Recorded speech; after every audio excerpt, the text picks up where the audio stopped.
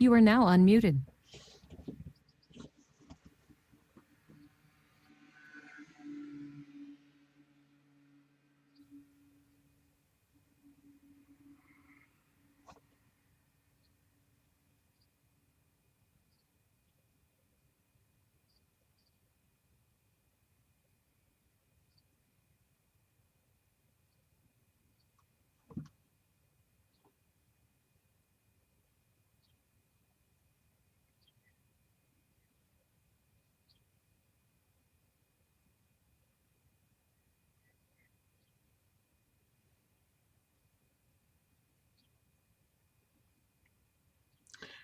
Yeah, hello everyone.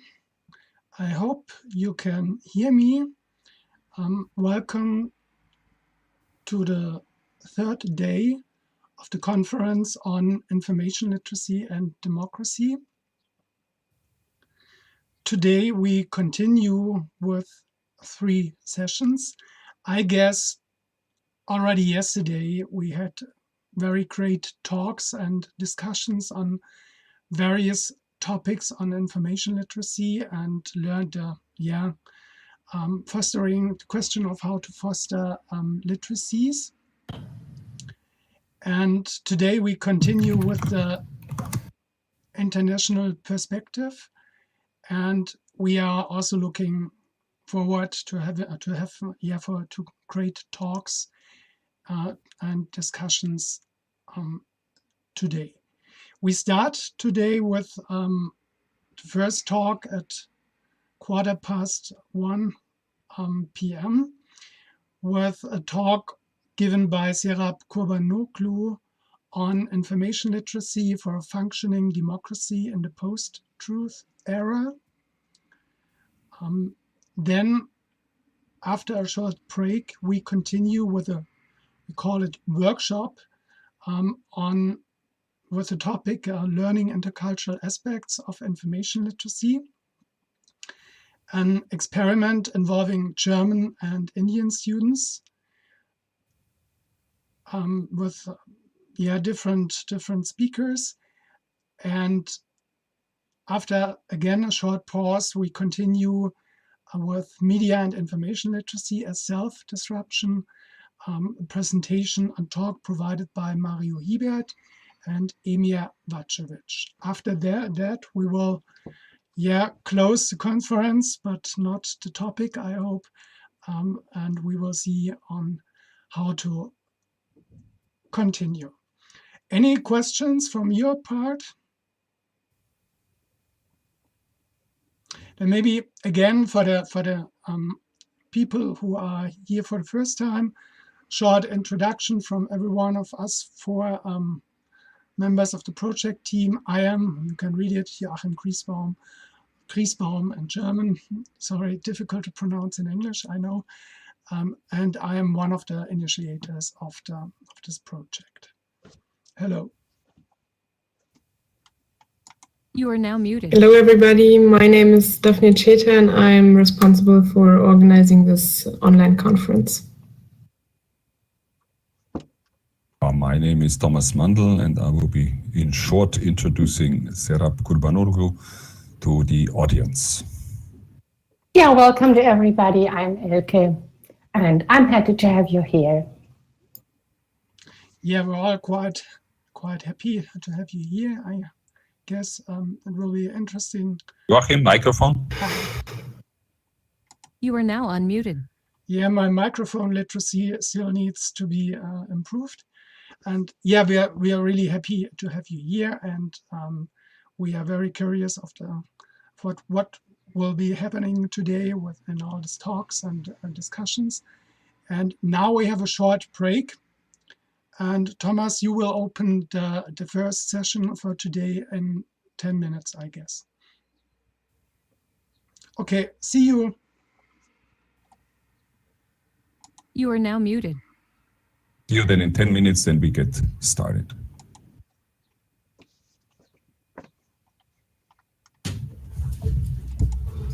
Ja, jetzt ist kurz 10 Minuten Pause, um Viertel geht's dann, muss ich vorstellen. Also steht auch was vor. Steht auch was vor. Die Sprecherin steht vor. So.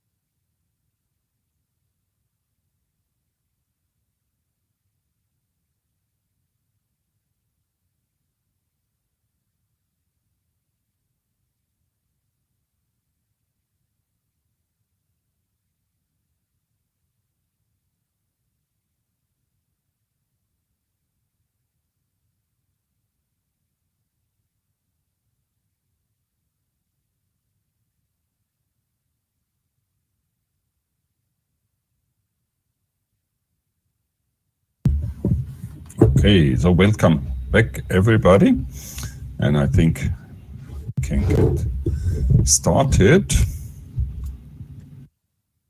and we will briefly introduce the next speaker. So while we was here enjoying the discussions yesterday, right in front of this window where I'm sitting currently, there was one of these demonstrations against the Corona measures. So we see that information literacy is really an everyday issue, and we need to take care, and we need to discuss this really intensively. And all the talks are really well related to the central topic of the project and the conference, and also the next one. So it's a great pleasure for me to introduce Serap Kurbanoǧlu from Hacettepe University Ankara in Turkey. So it's a great pleasure to have you here in this conference, Serap. And Serap is an internationally renowned expert for information literacy. So you can start turning on your camera also, Serap. Please join us here. We see Hacettepe University, and the information degree there is part of the iSchool program. So that's also the international program with certain requirements that the department has met. So it's certainly an excellent place. The Hacettepe University has, from what I have seen, 50,000 students. And it's definitely one of the absolutely leading universities in all respects in Turkey. So,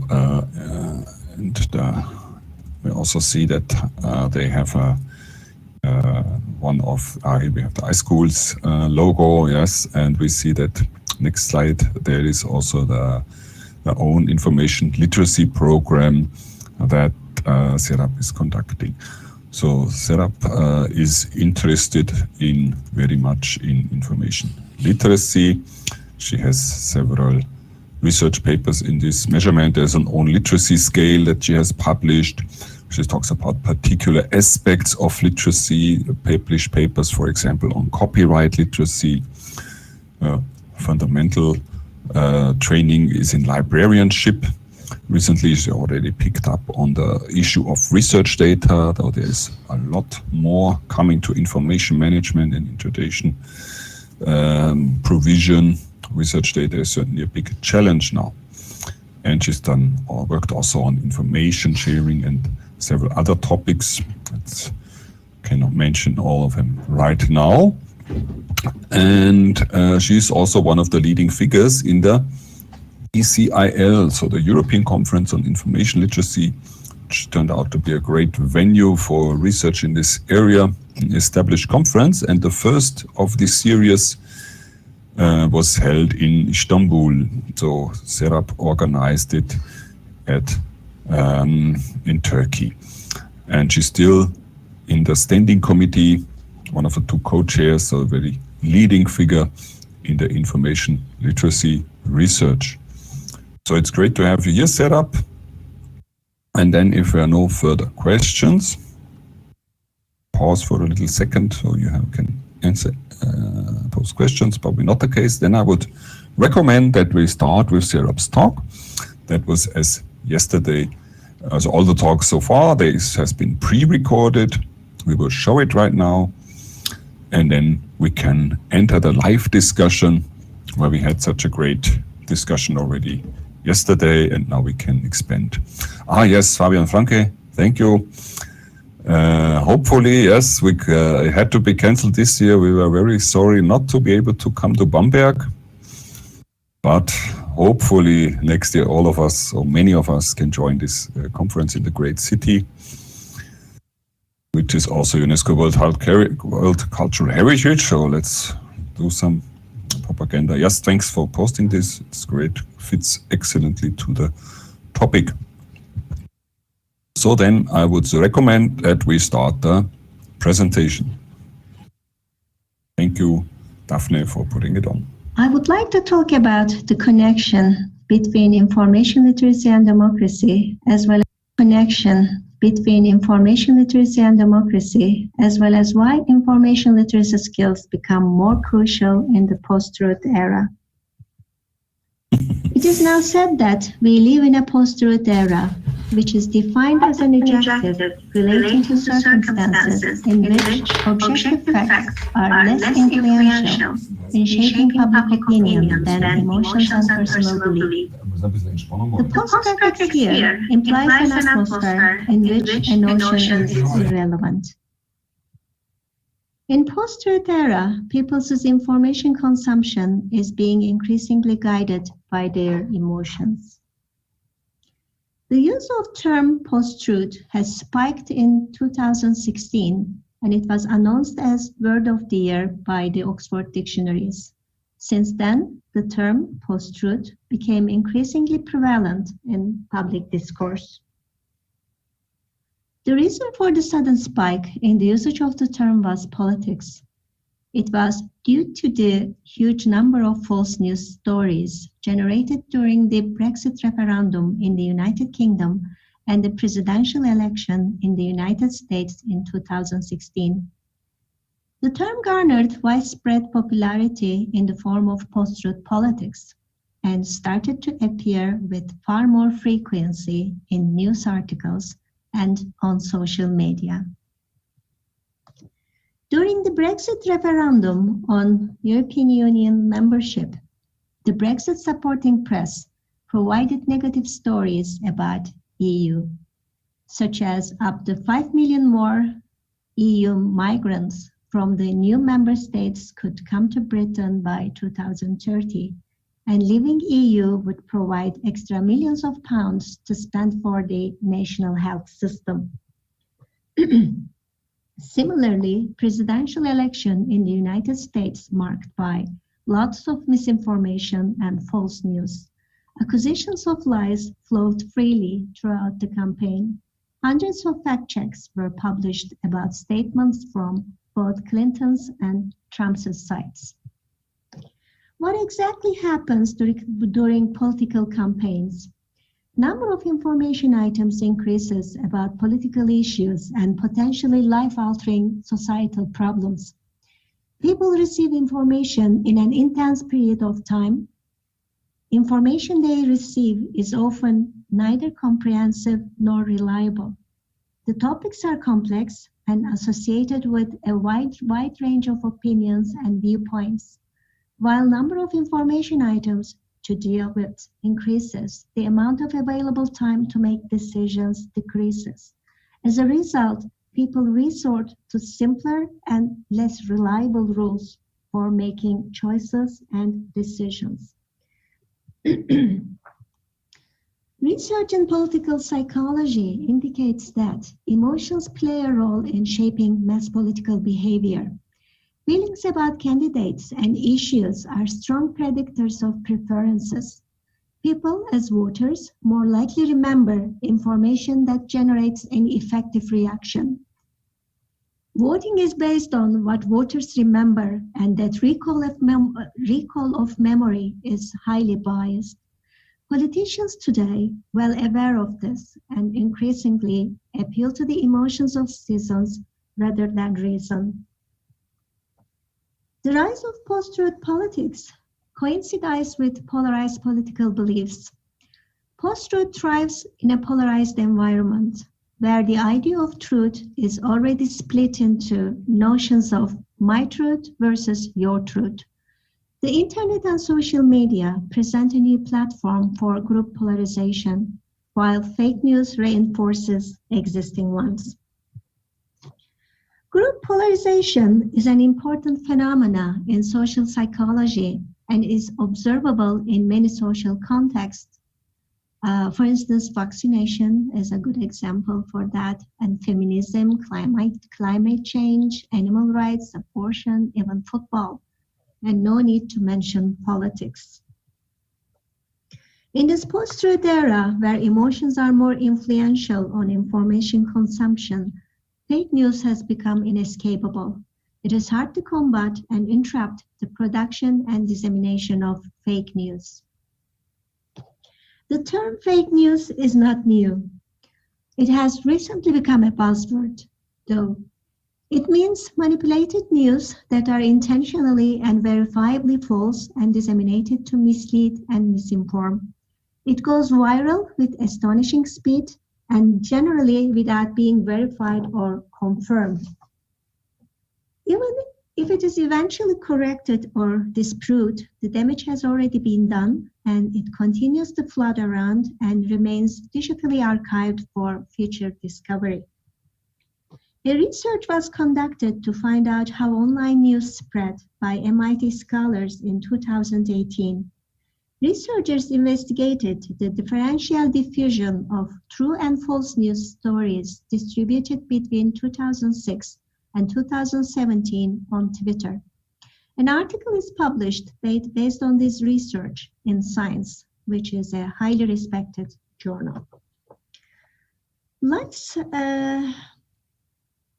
Findings indicated that falsehoods spread 6 times faster than truth. Falsehoods were 70% more likely to be retweeted than the truth. According to the researchers, it was because the false news was more novel than the true news, which suggests that people were more likely to share novel information. Infodemic is another term which is widely used in the days of COVID-19 pandemic. It means an excessive amount of information concerning a problem such that the solution is made more difficult. In February 2020, the term was used by the World Health Organization to refer to mostly false information about the COVID-19 outbreak. When we talk about the terminology, it would be good to make the distinction between misinformation and disinformation. Misinformation refers to the inadvertent sharing of false information. It is incomplete, uncertain, vague, or ambiguous information. On the other hand, disinformation refers to the deliberate creation and sharing of information known to be false. It is created with malicious or ill intent. No matter in what form and under which name it comes, it could be urban myths, hoaxes, conspiracy theories, news satire, alternative facts. The proliferation of ambiguous information today is at alarming rate. Motivation behind the production and dissemination of fake news vary. It could be financial. People promote particular products and or services while discrediting others or providing internet traffic with clicks that are comfortable to advertising revenue. It could be ideological. Sometimes fake news are used for shaping public opinion or influencing public actions. It is used for propaganda, persuasion, distraction, or provocation. People share fake news because of a need for attention, so the motivation could be psychological, or it could be just for entertainment, like in news satire and news parody. Fake news or disinformation, misinformation have found a new channel. Today, how news is distributed changed. Social media facilitates speedy exchange and spread of information, fake or otherwise, to a mass audience. As the findings of a multinational comparative research, which is carried out in 2018, indicates, online platforms, particularly social media, are becoming the main sources of news for a growing number of individuals. There are also other developments. Non-journalists began to engage in journalistic activities. Citizen journalists can post information, photos, videos, and narratives about newsworthy events they witness firsthand through their blogs or through their social media accounts. They can reach a mass audience. While there is a rise of citizen journalism, there is no code of ethics on sharing manipulated content on social media, unlike legacy news media. There are more to manipulate. Additional to text, there are photos and videos, and there are difficulties in verification of information in these different formats. Hidden paid posters are the people who get paid for posting comments or articles on different online communities and websites for hidden purposes, such as influencing the opinion of other people towards certain social events or business markets. They can create a significant, either negative or positive effect on the online communities. The information they post is usually not trustworthy. Internet Voter Army is one example. It is born in China, and people who belong to this group make postings on some online platforms to change public opinion about products and companies. 50 Cent Army is another example. These are internet commentators which are hired by Chinese authorities to manipulate public opinion to the benefit of the Chinese Communist Party. Information is an essential and ubiquitous element of everyday life and is important for a functioning democracy. Individuals need access to quality information to support and inform their activities, from participation in democratic elections and ballot initiatives to making decisions that will keep them safe and healthy. Factual information is the currency of a democracy. In a democracy, the power is with the people, and that power comes from information. However, in order information to be of use, it has to be accurate, factual, and unbiased. There are a variety of ways to manipulate information in order to distort the message. One obvious way to distort information is to only present one side of the story and suppress or ignore information to the contrary. When people lack factual information, when they are uninformed or misinformed, they still make judgments or decisions and form opinions based on what they know or what they believe. In some cases, people ignore misinformation or the fake news stories they come across. However, in some cases, the consumption of fake news leads to concrete actions and can lead to serious consequences, such as affecting election results, harming individuals, nations, or businesses, or causing panic.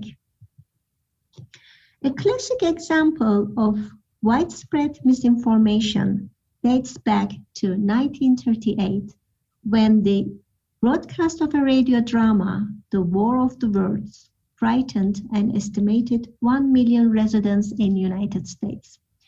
The drama, directed by Orson Welles, was in the form of a live news report, and listeners interpreted Martian invasion as factual news.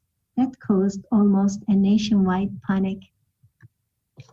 Pizzagate is just one of the numerous fake news stories that flood social media. Again, in 2016, a man carrying a rifle walked into a pizza restaurant in Washington, D.C. to self-investigate whether the restaurant was the headquarters of an underground child abuse ring run by then presidential candidate Hillary Clinton. He fired several shots into the ceiling of the restaurant. Luckily, no one was injured. Similarly, many people supported the Iraq wars based on misinformation and claims about the connections between Iraq and Al-Qaeda and the presences of weapons of mass destruction. At the ministerial level, Pakistan's defense minister tweeted on December 2016 a menacing response to a false report that Israel had threatened Pakistan with nuclear weapons. Thus, fake news can have real and very, very serious consequences. Fact-checking platforms help fighting against fake news. They provide evaluation of verifiable claims made in public statements through investigation of primary and secondary sources. An increasing amount of fact-checking or numbers of fact-checking outlets exist across different countries. However, the trustworthiness of fact-checking services or platforms should also be questioned. Their origin, ownership, which may affect impartiality, and transparency of the fact-checking procedure should be checked. There are also some shortcomings to address, such as the increasing amount of statements and information needed to be assessed, and manually performed procedures, which are very time-consuming and require expertise.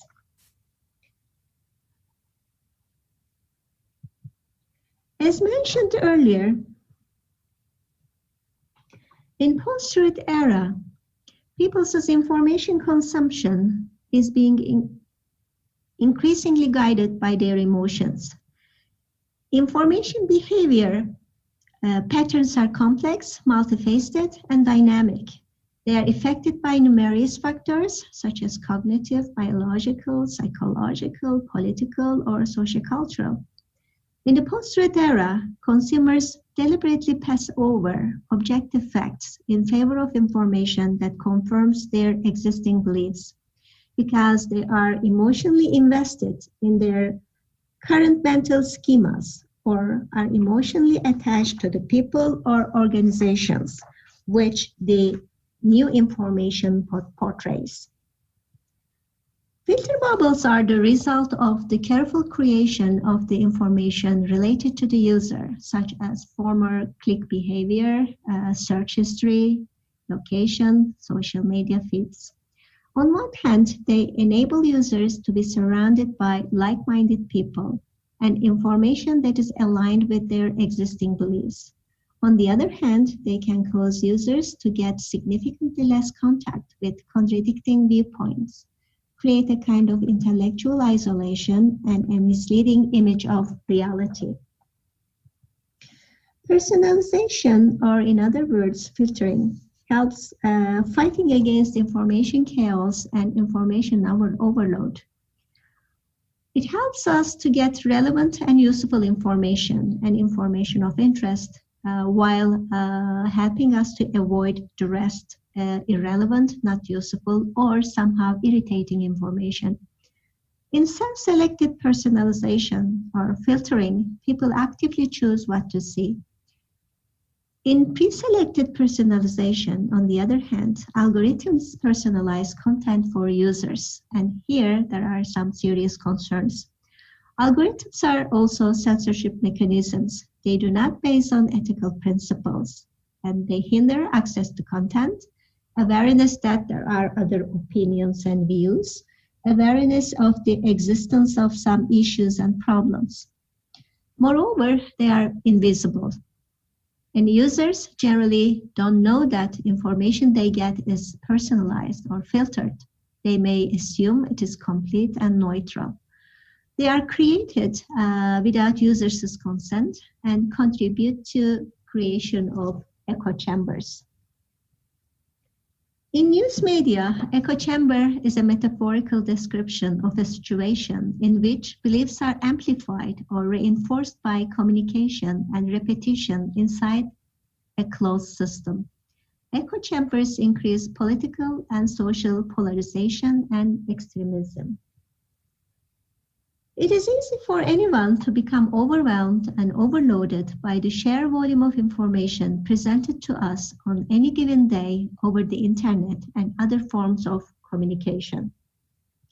Social media plays a significant role in information overload because it facilitates the creation of massive amount of information.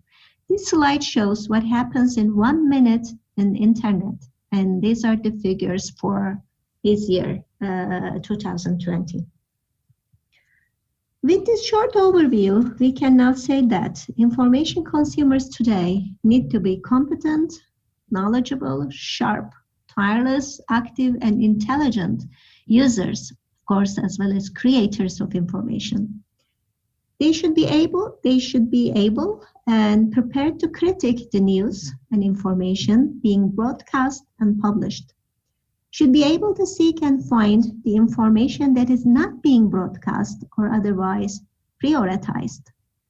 They should be able to describe and understand the difference between the various providers and provocators of information, which means they need to be information literate.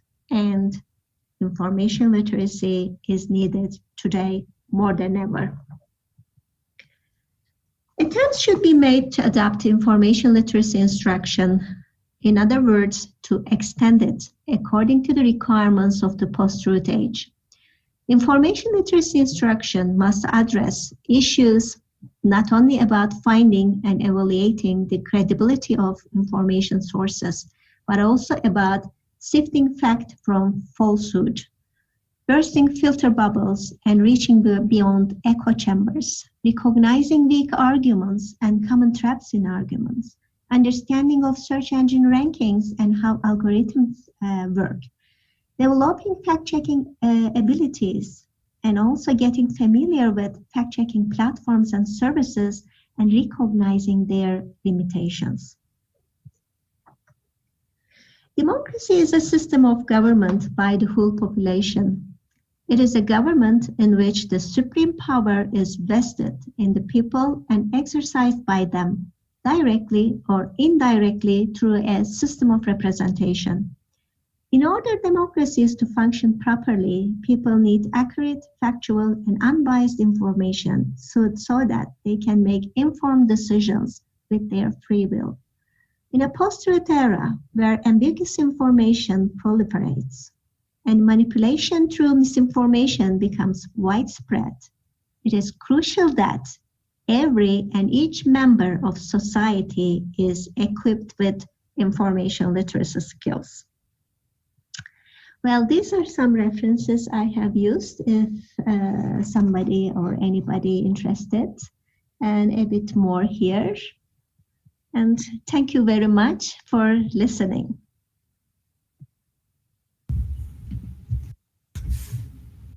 So thank you very much, Serap, for this great talk. I think it fits excellently with the topic, and we applause here in the digital domain, also in the virtual domain. And there's already questions are coming up. People are still applauding, and Franke has raised a very interesting question that we should also really continue. Just let me bring up a few issues that were in this talk, very comprehensive. We've seen very many examples. And the term fake news is, of course, interesting. When we use it, we know that we can communicate to people what it means. But we always should also question, I think, is fake news really the right term? Doesn't this discredit and discourage journalism? It makes a connection between news as a bad thing in a way. It was very interesting to get this connection between biased recall due to emotions. We see in this science study, obviously, novelty and emotions seem to be more relevant than truth, facts, and other things.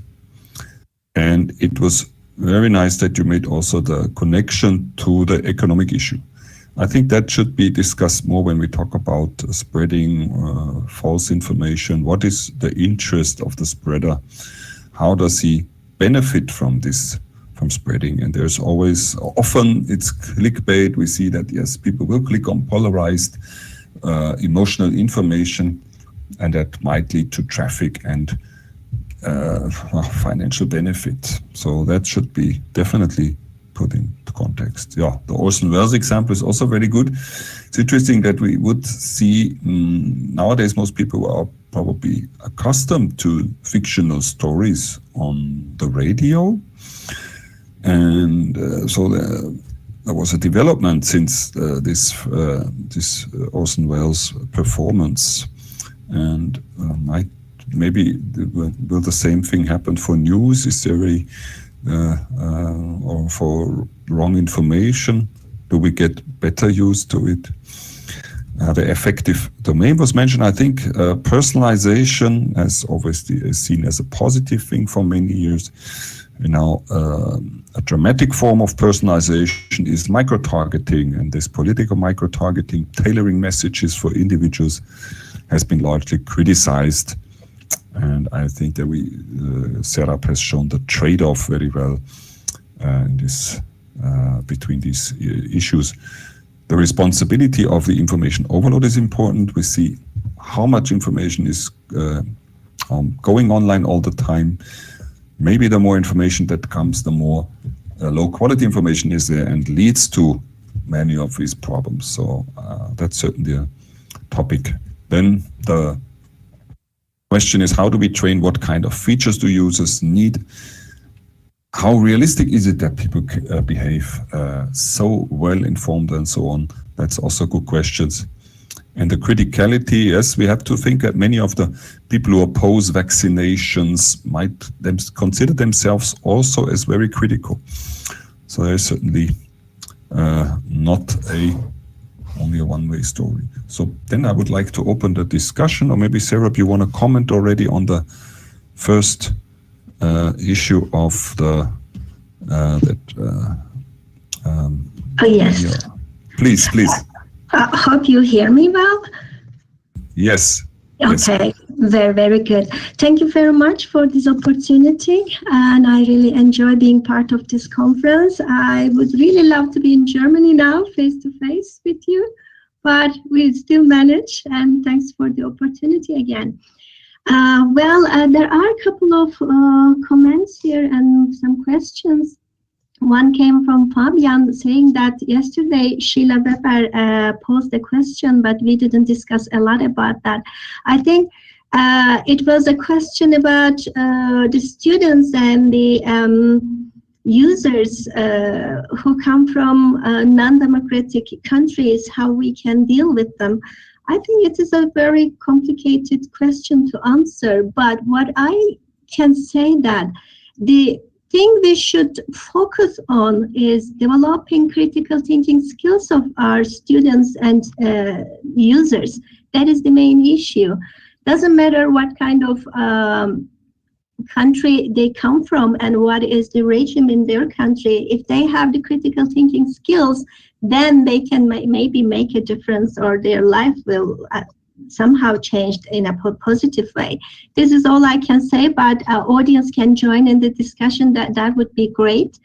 And there is, I think there was another comment again about how to, let me see, define the democracy and its chains. Yes, this was discussed in detail yesterday, and I agree with that. You know, there are many different definitions, but I think what we can do as LIS researchers or librarians focus on the skills we can teach and the skills they can actually help the citizens of this society, information society in the post-truth era to deal with the problems we are coming across. And there is Bruce saying that we cannot blame algorithms. I totally agree with you. Of course, algorithms are created by people. There are some people behind this. But it is good that if we make our users and students be aware that there are algorithms making some selections for us, that would be great. Of course, I'm not blaming directly the algorithms, and we are aware that there are people behind it. And what else? I think there is one more. Thank you, Sheila. Sorry, there are a couple of things. How to overcome my truth, your truth. Okay, that is, I think, difficult because people always have different opinions, and it's normal to have, you know, having different viewpoints.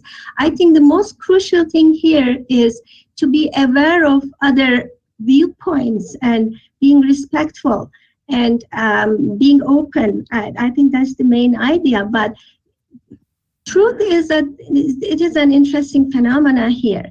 If we talk about the fact, there is no your fact and my fact, but truth is kind of relative, and there is a problem here. So there will be always your truth and my truth. But I think the crucial issue is here to be aware of the other people's viewpoints, what they think, and it might contradict with what we believe or what we think, and being able to accept this also. And let me see. How do you see this? Okay, how to do it in the schools and universities? Trudy, this is a very, very good question, and it's not a very easy recipe, because I think when we talk about information literacy and information literacy instruction, we have to focus more on critical thinking skills. But critical thinking skills is the most, in my opinion, some of you might agree with me, the most difficult part of information literacy skills to teach. Especially for librarians, because generally librarians have very short sessions with students, as sometimes one-shot session, and you cannot teach critical thinking skills in such a short period. So you can do certain things, and I think news literacy here can help, and fake news can help with giving examples and so on. But I think it should be somehow embedded in the education system. And I agree, and that it's not that easy, and it should really be within the educational curricula from the primary school until they graduate from the university. I think when you talk about the literacy education, one thing is certainly relevant, commenting also on the topic that Bruce Ryan brought up. How much do we have to be algorithm aware, algorithm literate? How much can this education bring that into the education in these even short sessions, this awareness of ranking factors and so on? So I think there's a lot of... I think it varies, but even mentioning that there are algorithms and the information people actually receive is somehow filtered. This is also, it could be enough for certain, audience, but you can provide more information depending on the time you have and the audience you are addressing also. So it might change, but I think there are a lot more to include in our information literacy instruction sessions, so more to do. I'm just trying to see whether there are other questions I didn't address. Okay, so Fabian says that critical thinking is, an issue. It is hard to discuss with even some colleagues from different countries, and they are, with different backgrounds. Critical thinking is an interesting issue, and I agree that most of the governments today may not really like to have critical thinking skills. I can talk about my own country. I don't think Turkish government really likes to have critical thinking skills. Citizens or people who have these skills very well developed, because if you have all your citizens with these wonderful skills, then it is very hard to manipulate them. And I don't know how much governments really like to do it. Depends on the country and the circumstances. But I agree, it's a very crucial issue. And Sheila says that she agrees with the critical thinking skills. Yeah, it is a lifelong thing. Yes, I totally agree with what Sheila said, and no question there. I don't know if there are other comments or questions.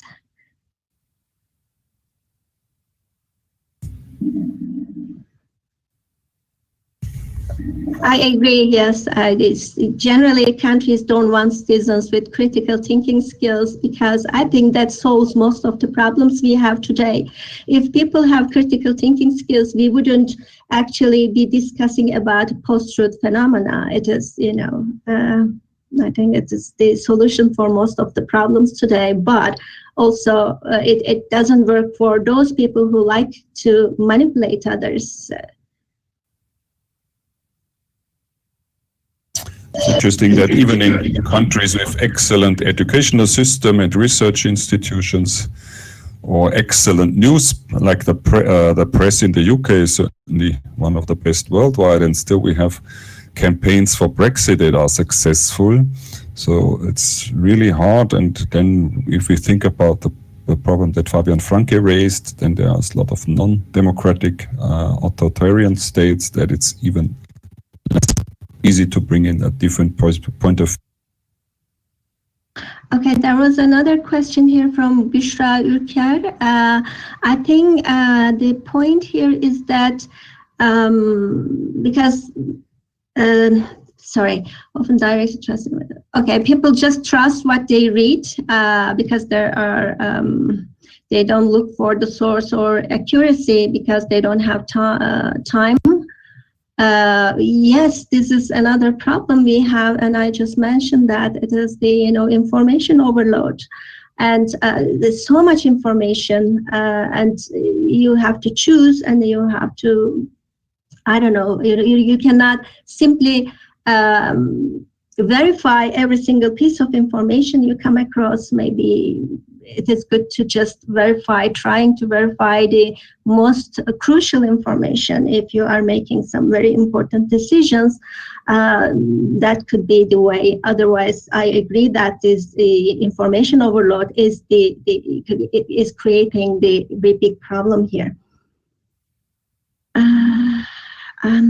Statement of is so very interesting. We see that yes, people in this on the former East in the East Bloc have developed often very good critical thinking skills. That's very interesting.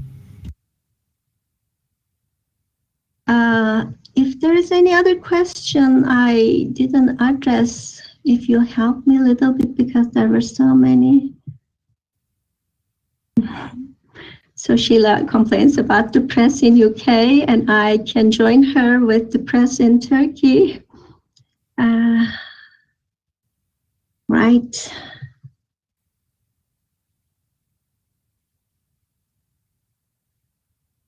Yeah, okay. Many questions coming up. There's a question here from Joachim, I think, how to increase critical thinking in information literacy education.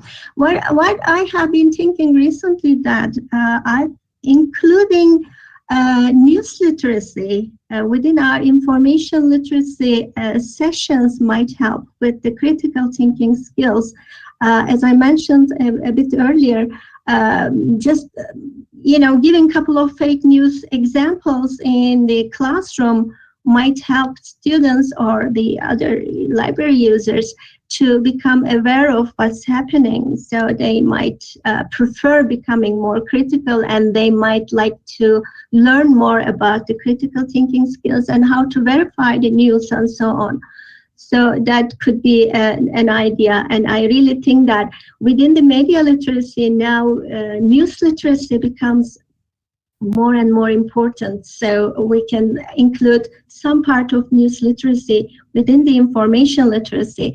In my opinion, they are all in the same umbrella, but generally we don't have to mention that. And I don't know whether you are including news literacy within your instruction sessions, but it is possible, and I'm sure it helps with the critical thinking. It helps me with my students at the university. When I approach to the subject from the fake news point of view, with real examples, it makes a lot of difference. So it could be quite useful. I don't know, are there any questions, Thomas, which I didn't address? Oh, there are so many, we kind of lose contact, but... it would be good if we were together and, if people could speak. Yeah. It's wonderful that we can still manage. But I like the issue of using examples. You think is a very good approach, a methodological approach didactic approach for teaching this. It works very well with my teaching. In my experience, it is really, if you use the real examples in the classroom, especially about the recent events and so on, that helps a lot with their critical thinking skills, and they pay more attention to what you are teaching regarding the information literacy skills. So they pay somehow more attention. They really like to learn more. I think that helps, but it might change from, one group of audience to the other also. I don't know. Again, it's an issue of when we bring in the topic that Fabian Franke brought up, how can people in non-democratic countries teach this critical thinking with examples? Do they have to choose maybe some examples that are farther away of the context of their students, not to endanger themselves, right?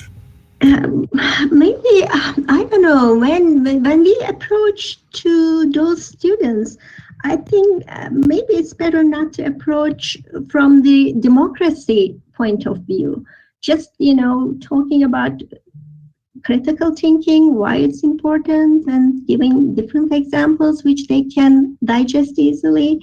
I don't know, I never had that experience, but it is an issue we really have to pay attention and discuss more. And if the audience has some, if anyone likes to make comments on it, maybe we can open the platform for that. That would be great.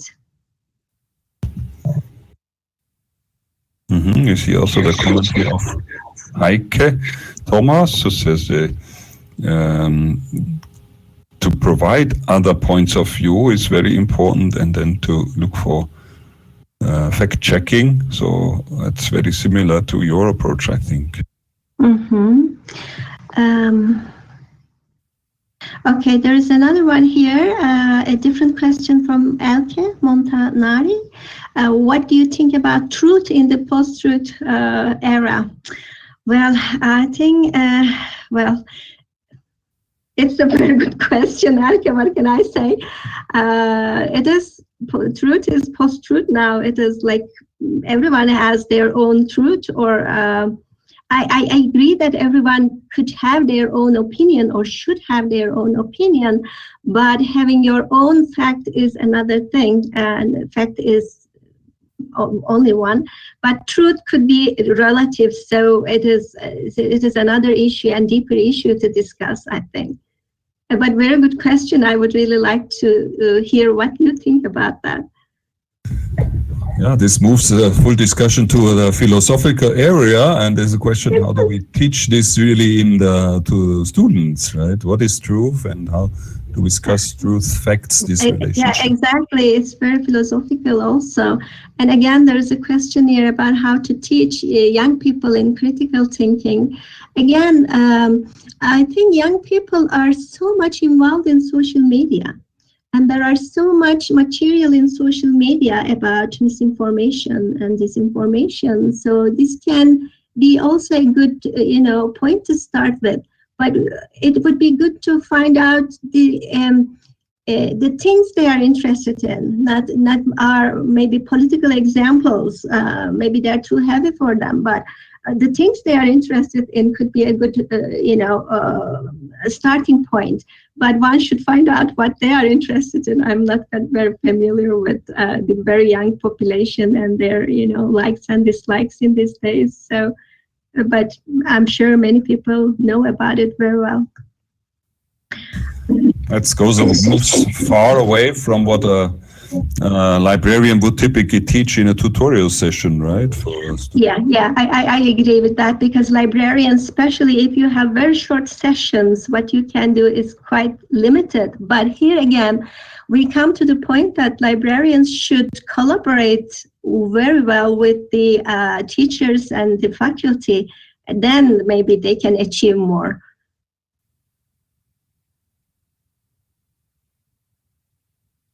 Yeah, the role of platforms is also mentioned. I think that's very important, that the platforms are on the one hand forced by political actors, and on the other hand that people, users, understand this role of platforms. I think that would be a huge step forward. Yes, exactly. And there's also a good point from Mario. Yes, how do we develop this with critical pedagogy? Yes. Okay. There's one question also here. It was a question in parallel to Gülden Coşkun's question from Daniela Hoffman. How can it be managed in social media platforms? How the fake news can be managed? I don't think we can manage fake news. I don't think we should even try to manage it. because it actually brings some control mechanisms in. And it is another deep issue to discuss. I think the wise thing to do here, in my opinion, to equip people with the critical thinking skills, then they can cope with the fake news themselves. But if you try to prevent it from the beginning, then it brings another censorship mechanism. So I have some doubts in there. So I really don't know. Okay. Do we still have time? Okay, let me see what other questions. I think we can discuss a bit more, and then at 15, I think from what I understood, we should at least stop. We still have some time. I'll try to read the questions and comments. It's not easy to follow everything, but in overall, I think the format works. We have to. Oh yeah, it does. It does. Thank you. Thank you. Yes, thank you, audience, for posing. Thank you, Tom. It is very helpful.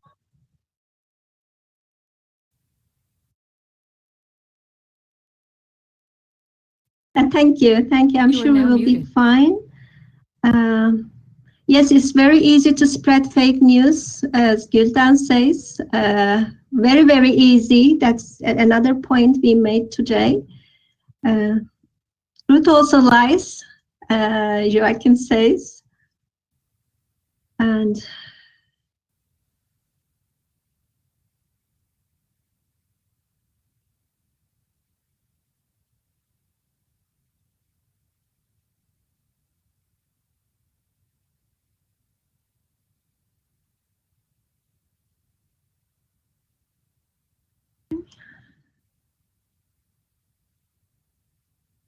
okay, so it is about the critical pedagogy. That is also a very important point.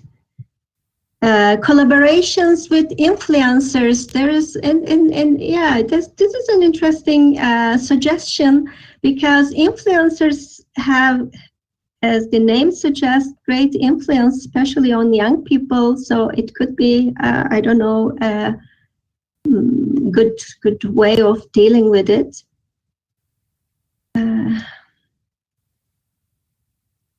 And yes, yesterday, Johanna mentioned that democracy isn't neutral, and it was a very interesting talk. I have been thinking about that since. There could be more discussion on that also.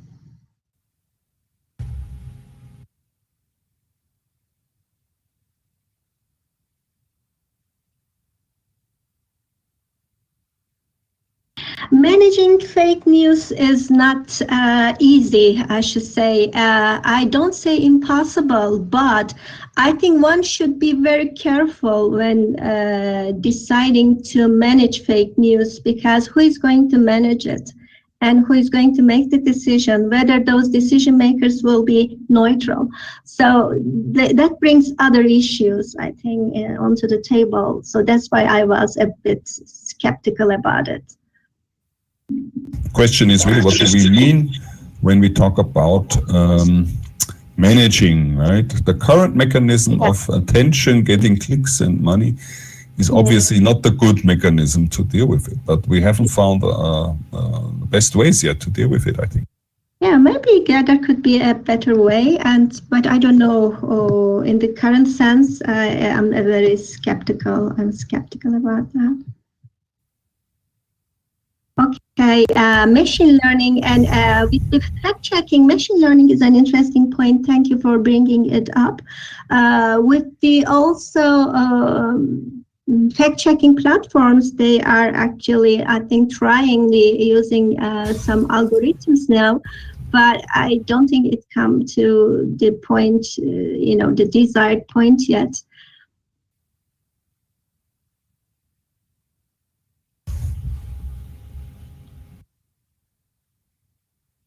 There is another comment here from Typhoon Chakmak, and thanks for it. Of course, it's not only social media we are, talking about when we talk about fake news. Fake news or misinformation come from many different channels. It comes from the legacy media sometimes in many countries, and I think Turkey is an example for that. So it's not only social media, but social media just, helps us for speedy, dissemination of information and access to mass audience. That's why we, I think, talk about social media mainly. And sometimes governments actually do it, and this is not a new thing. It has been always there during the history of the mankind. There was always, I think, fake news or misinformation and disinformation. So how can we, towards the end of the discussion, come to a more positive stance and end maybe with a more positive outlook? Is there any hope? Well, I don't know, but I think we can, of course, discuss for hours and days and so on, but the focus should be on what we can do as information literacy instructors. And my suggestion here is that let's focus more on the critical thinking and discuss more about how critical thinking can be actually taught to young people or people from different age groups. I think this could be a very, functional or positive thing to do. So that would be kind of the vaccination we need in this digital world to combat all the combat fake news. Exactly, yes, Sylvia Kuhlmann is saying. No vaccination for COVID-19 yet, but maybe we can try to find one for the fake news and the misinformation. It's simply called education, but how is this education has to be designed, and that is certainly very crucial. Good, very nice comments, yes. Very, very good comments. Thank you very much. Thank you very much for everyone for the comments and questions. I wish we could be able to have a live discussion. It would be good to hear the, comments, because writing is kind of limiting. And I don't think I was able to see every comments here, but I did my best. I think if there are no more comments or questions, we can conclude, if you agree, or? Absolutely. Thanks to everyone. I think it was really nice, and we had an animated, lively discussion. Very lively. Thank you so much. As much as it was possible in this digital format. So thank you again, thank you. Serap. Thank you. Thank you also, audience, for being so active. Very nice. Thank you so much. Thank you. Thank you so much to the audience. Great audience we have. Yes. So thank you again for the talk, for coming to Hildesheim. For coming online at least, right? Thank you. Thank you. And hopefully next time in Hildesheim or Bamberg or wherever we meet. Yeah, in Bamberg, we are looking forward to see you all in Bamberg next year. We had to postpone the conference this year, the COVID problem this year. But next year we are looking forward to meeting you all, so we can start a lively discussion there also, or we can continue. Yeah, it was a good decision and also made right on time. I think this was a good example on how to behave. We had to take that hard decision. It was not possible to move such a discussion to the digital format for this. No, not such a big one. No. But you did an excellent job here. Thank you to do all all we can do. So, okay, I think the audience has deserved. Now it's 15 minutes. Coffee break. We meet in the aula for coffee, almost. But come back, please, in 15 minutes. Is it right? Daphne, you help me if I'm making any wrong announcements here. Yeah, we will continue in 15 minutes, and I will make the breakout rooms open again, so maybe you can discuss there a little bit more. Exactly. Use the digital format. It's more difficult than meeting with person, but at least it's a small contribution. So thank you all. See you in 50 minutes for the workshop then. Thanks, Daphne.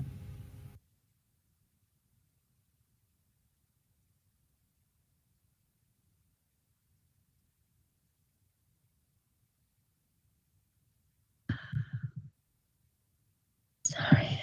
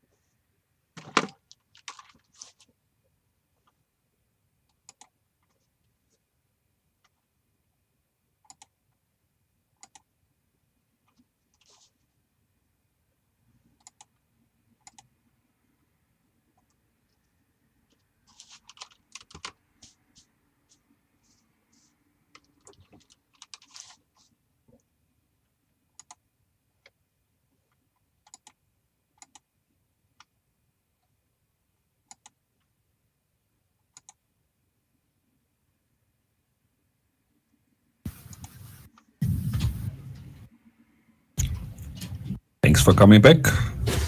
You are now And we unmuted. get started towards the workshop. Yeah, thank you, Thomas. Maybe the other participants in the workshop may or can activate their camera so that everyone sees everyone.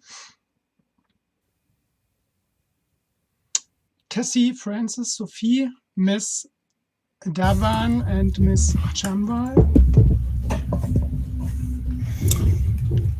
When I first started working at the University of Hildesheim many years ago, my first office neighbor was Francis Jarman. And he's a very enthusiastic, now retired professor there for cultural studies. And at that time we did so many oral exams together that at the end I knew a little bit about intercultural communication, the things he was teaching. And after many years he decided to introduce me to India. He took me, it was my first India trip together with Francis, and I learned a lot. And we got and he connected us to Symbiosis University, Symbiosis College in Pune. And since then we have this great collaboration. And that we have Tessy Thadathil from Pune here today, also in this workshop. And two of the Hi, students. Thomas. Hi. Hi, Hi. Tessy. Hello, Hi, Joachim. Hi, Sophie. Can you activate the camera?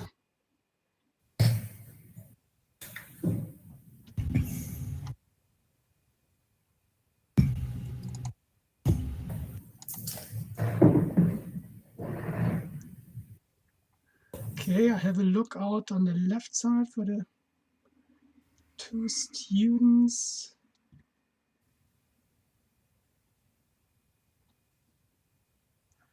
I don't see Miss Damwal.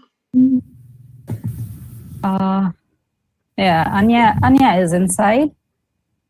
Yeah, okay. Okay, we begin. Maybe she is joining us later. Yeah, hello everyone.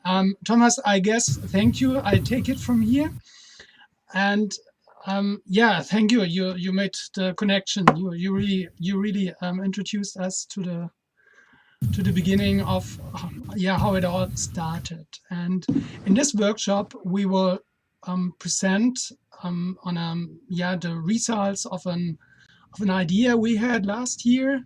Tessy and I and Sophie and Francis as a connector, we had the idea, let's create a transnational learning scenario connected in this field or focused on this field of information literacy. And let's have a look on the outcome and what will happening. And we already talked a lot in this conference on the importance of experiencing different perspectives, of being open, of developing a critical mindset. And I guess here we are. And this workshop, you know the structure, you know the game already. First, we present you with our first we'll show you a presentation. Afterwards, Mr. Jarman will give a short presentation on cultural aspects, and then we will discuss in the group of the workshop organizers. And following that, we hope for a lively discussion with you, the audience. And yeah, then I guess let's start. I guess Daphne shows the presentation, and in the meantime, we will deactivate our cameras.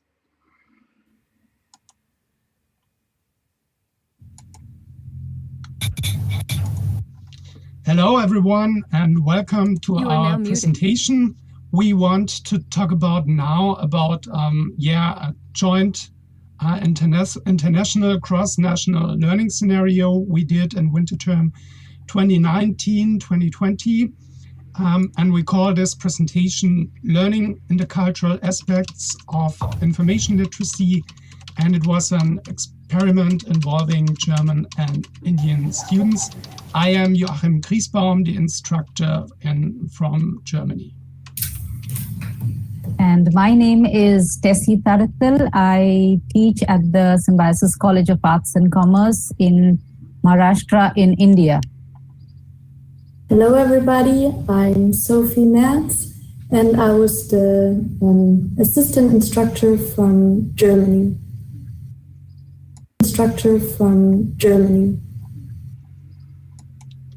Yeah, we structured our talk like with the help of the following aspects. First, we want to tell you about our idea. Then we will introduce our scenario with regard to the participants, places, and then we will talk about our learning environment and learning tasks, learning scenario. We will continue with the outcome, and at the end of our presentation, we will talk about or ask for ideas or think about how to continue this kind of intercultural cooperation.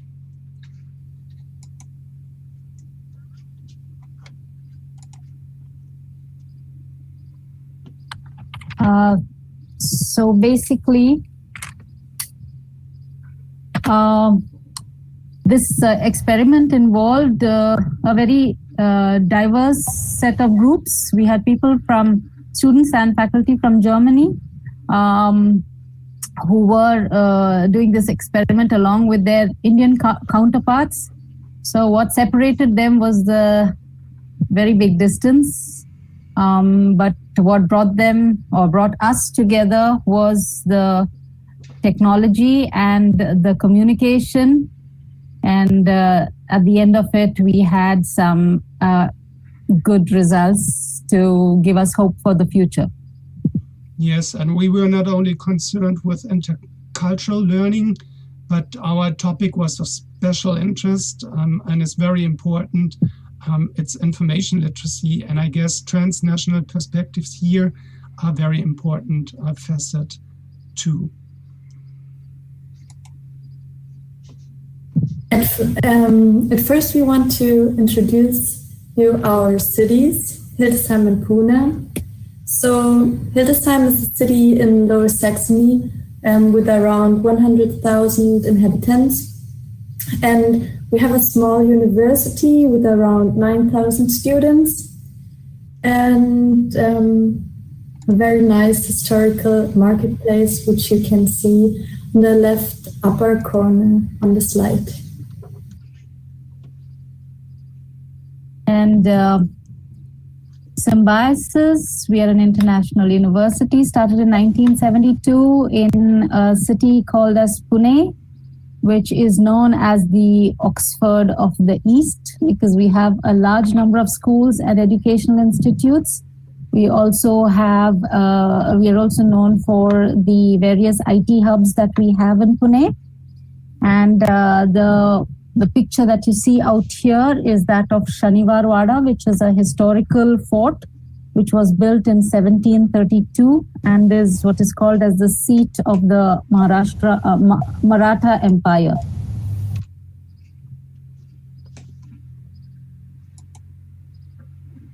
Yeah, now to the participants, you already know us, the three instructors.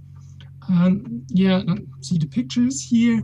And overall, 21 participants, student participants were involved in the scenario, 7 from Hildesheim and 14 from Pune. And in their interaction, they used a wide variety of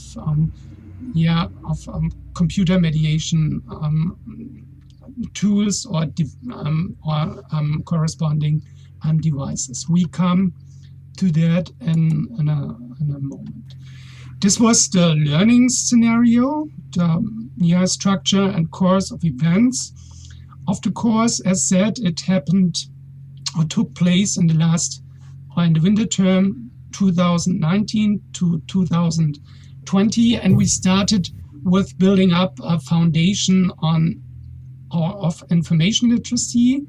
Students should acquire level on the topic at hand, or knowledge on the topic at hand, so they should be kind of expert.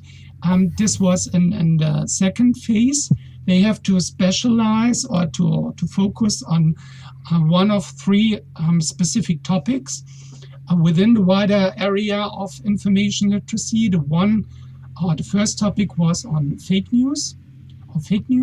The second was privacy, and the third topic was on generational gaps of technology acquisition, which is also related to information literacy. Then, when students had arrived or reached a level of proficiency on the topics, they should start to work together. And this is where then, beginning in January, collaborative knowledge construction took place. They had to prepare artifacts which should teach a wider audience on or about their specific topic: fake news, generational differences, and privacy. After that, they were obliged to provide feedback to each other. And finally, at the end of the semester, they should reflect on the topic and on their intercultural and collaborative learning experience. Basically, in a nutshell, this was the structure of the course.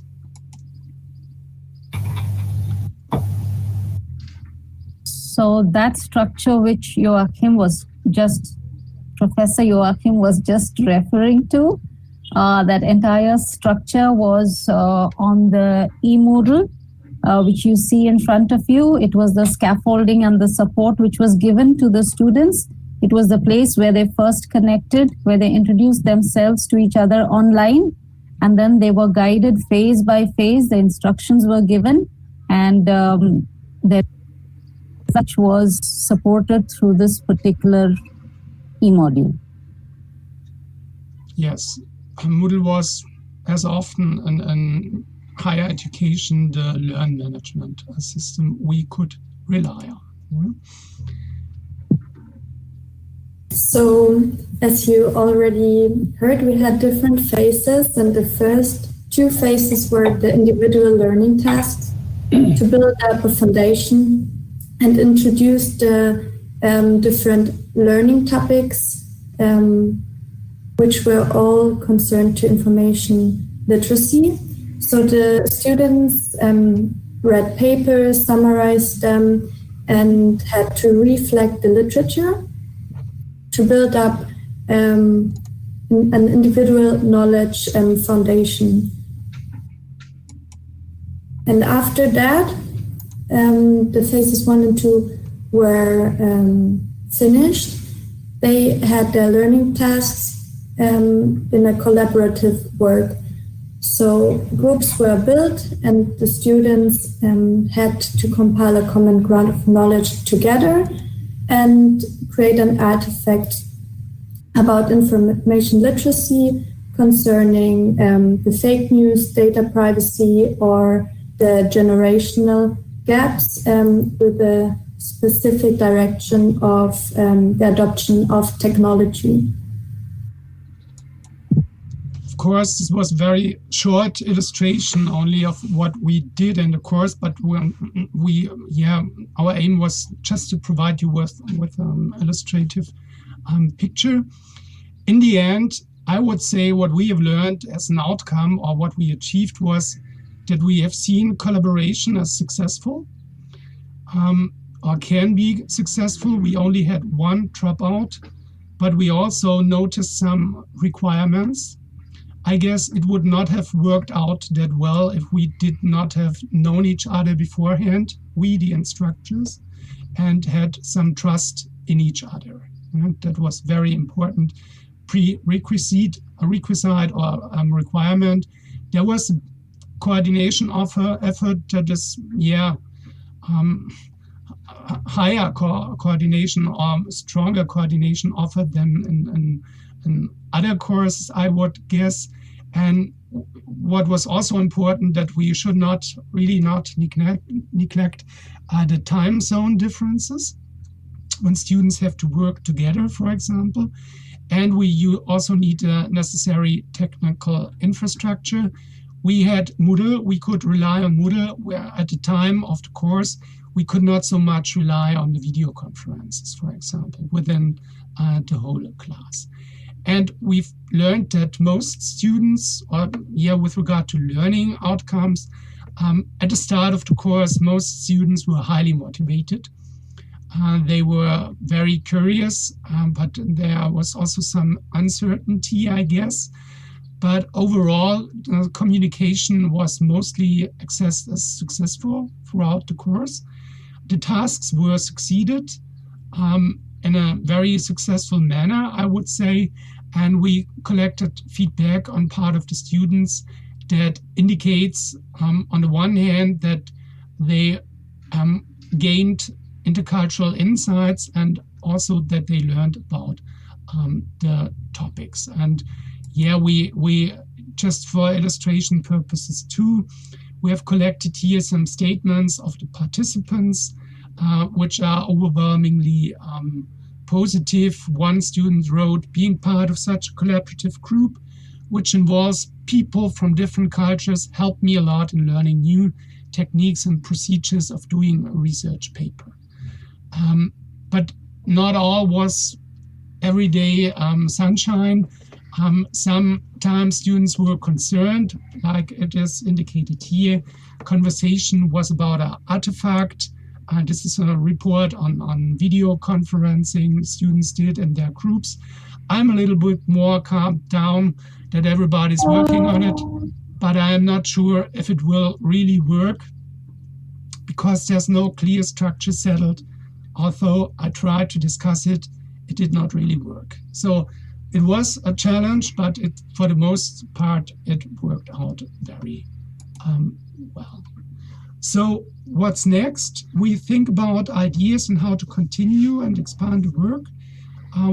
Maybe that's point of the discussion too. We are curious on your estimation with regard to possible venues for sustained implementation, and also with regard to the question on how to foster information literacy on a global scale.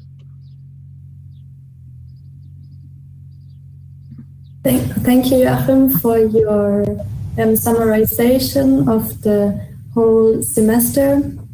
And as you said, there are a lot of interesting ways to go further. For example, about the idea to implement such a learning environment in the normal student life curriculum, that people are able to work together with different cultures and learning environment settings.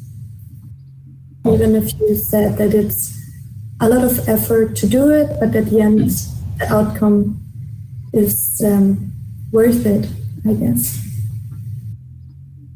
And going by the times, maybe travel is a little restricted, but going ahead with these experiments, learning to communicate online, and having set up systems for that will help us to share problems and try and find solutions. So I think the experiments will give us a lot of leads about how to continue this in future. Yeah, thank you for listening and welcome to the workshop.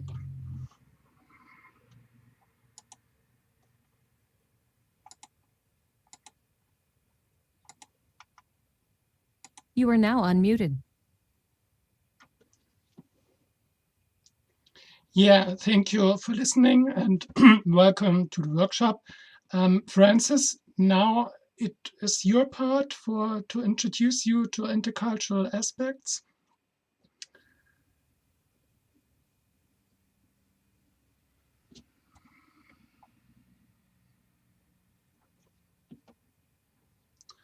We wait a moment.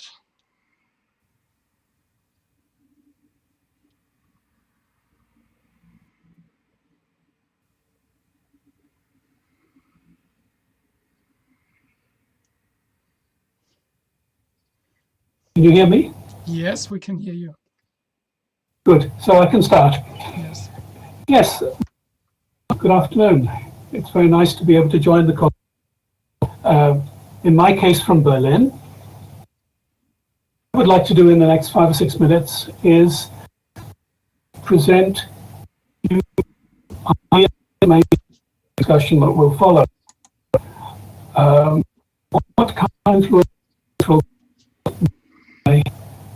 Francis, the sound is rather difficult to understand. Maybe if you reconnect.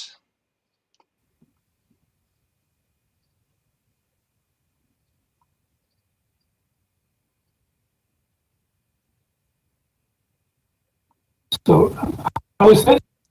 No, it's not better. Yesterday on Twitter, someone did a nice montage of a screenshot, and yeah, maybe if you log out and log in again, maybe then it's better. We wait these 2 minutes. If you close the browser window and then you open up the browser again and you enter the room or the video conference again, maybe then it's better.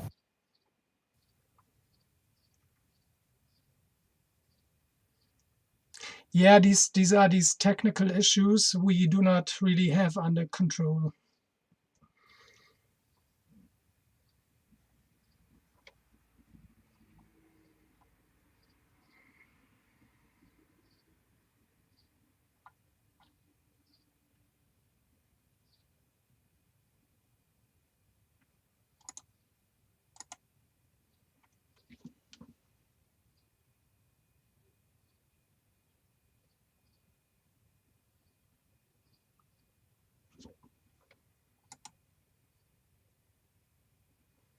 We wait for another minute. Francis is already back in the room.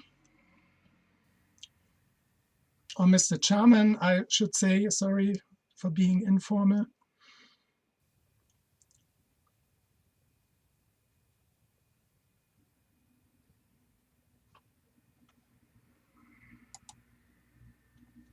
Okay. Hear me? Yes. How is this now? That's maybe a bit better. Maybe if you deactivate the camera, maybe you have more bandwidth. All right.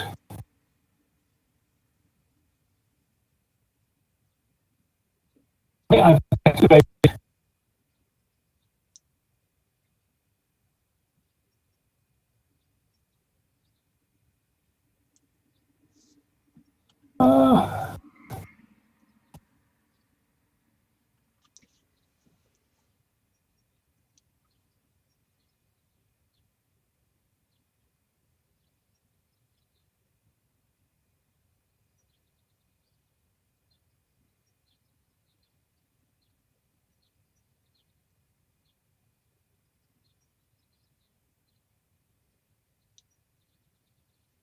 Yes, is this any better? Now it seems to be better. Yes. I can hear you with no problems. Can you hear? It's difficult to say. The first sentence was good and the next was still, there was disturbance. But try, Well, maybe you deactivate the camera and you just speak. Well, I did this a moment, then the microphone, see, a bit. I'll try once more to deactivate the camera. So I've deactivated the camera. Okay, let's try. If it does not work, we skip to the next part of the workshop. Yeah. Can you hear me? Is this clear enough? It's still not. Just begin. If it does not work, I will interrupt you. Okay. You are now muted.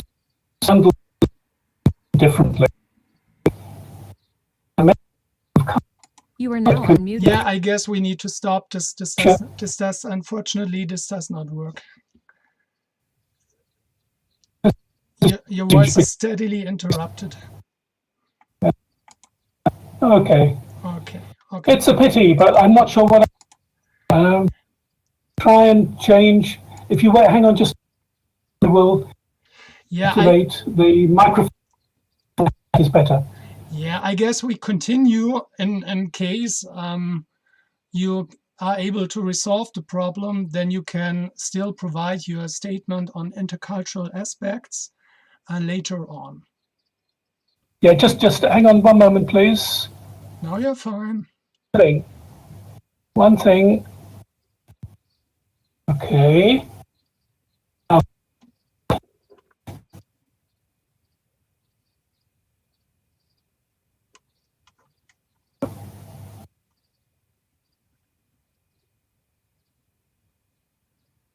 Doesn't work. Yeah, we should move on.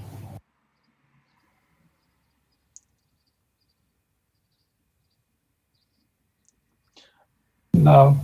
Okay. It's not working so well. Okay, we move on.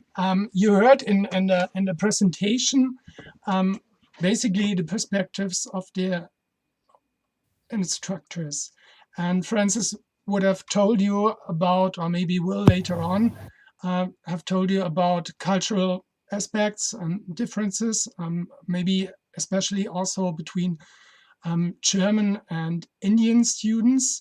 And we also invited the students here to the workshop, the students that were involved in the learning scenario.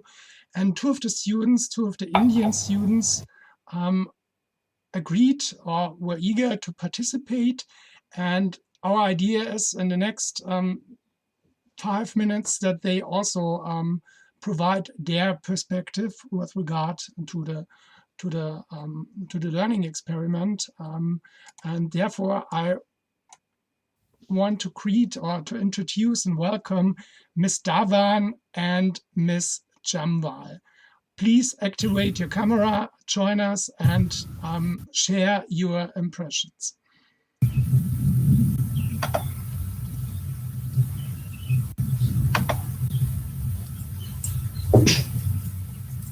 Hello, everyone.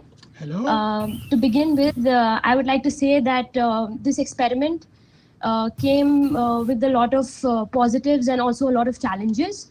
Firstly, I would like to say that the intercultural learning setting, it gave me an opportunity to interact with students from diverse backgrounds.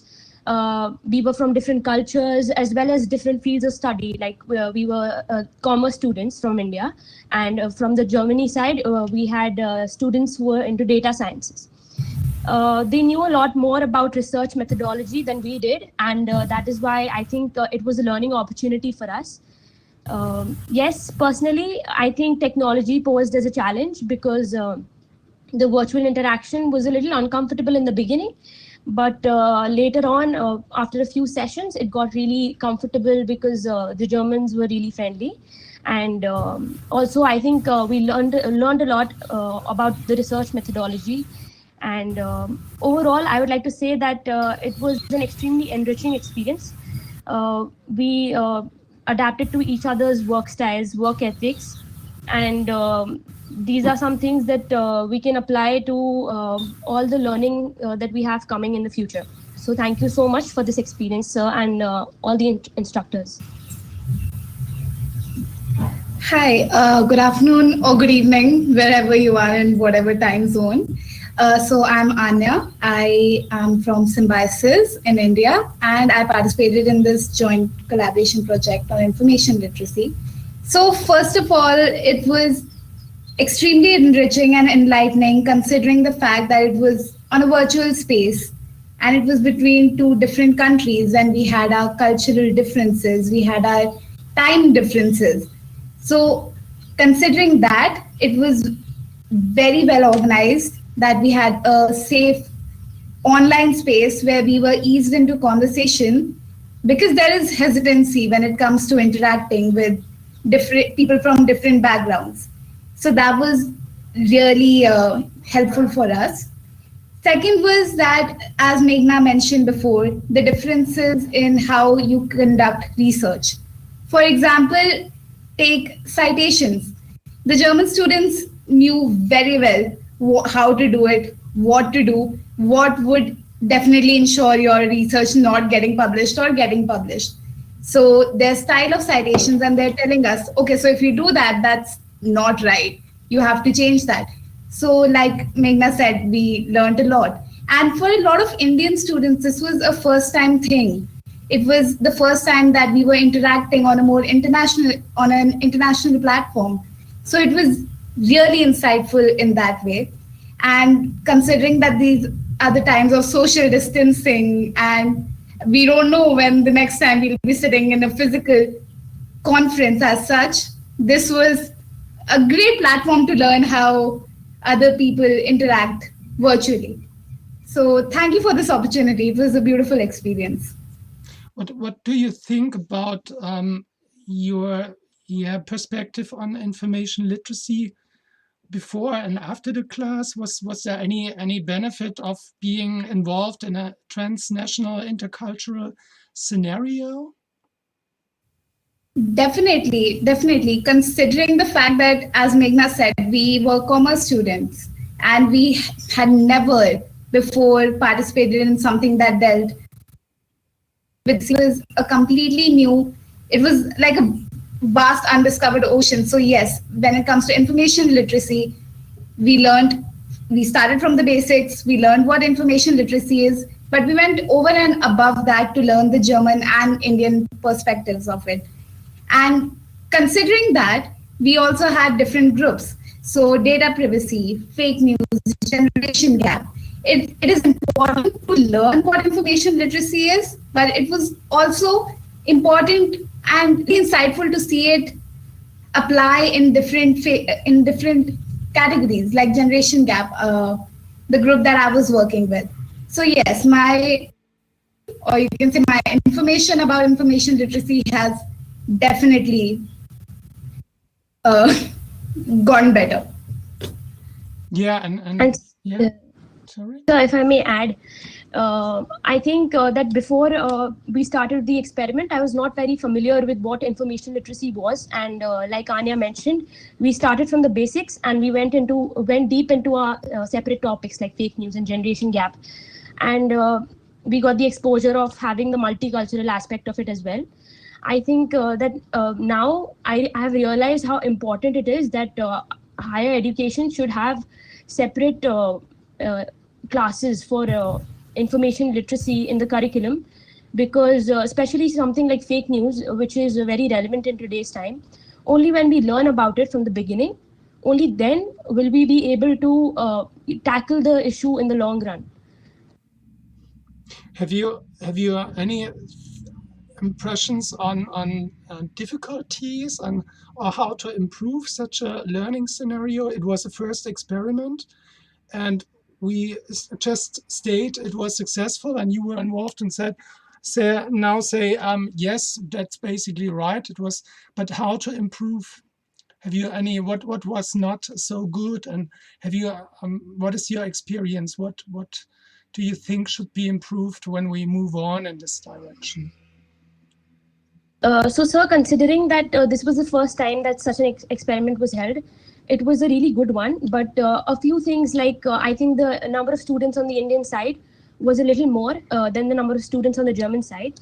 Also, I think that might have caused a bit of a hesitation during video calls. I think otherwise the entire experiment was divided beautifully into phases, which helped us to settle in slowly into the process. Yes, definitely. I think the number of students should be equal, and if we are making teams, then I suggest that there be pairings, like one Indian and one German working on a particular topic.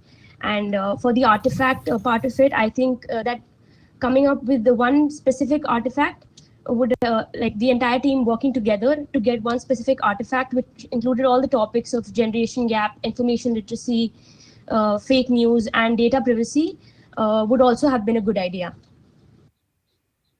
Also, adding to that, there was definitely, like I said before, that we learned about, different information literacy in different categories. For me, generation gap. So while we were working with the German students, there was definitely a thing to consider that we were talking about generation gap as a general, broader area. And we were discussing our culture. But I feel during the course, it wasn't put forth in our collaboration, like the written collaboration. So I think in the future, there should be a phase dedicated to just the Indian-German perspectives on generation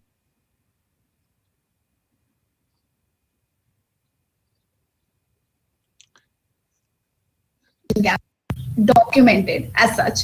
It was generation as a broad area. Unfortunately, there was your voice was missing here for the last 10 seconds. I understand you said the generational gap should be a topic for its own. Oh, am I audible now? Yeah, you're audible now. That when we were discussing working together, working on generation gap as a more general topic. Unfortunately, sound is not great now. Maybe if you post your statement in the chat or deactivate camera. Right. To save some time. Yeah.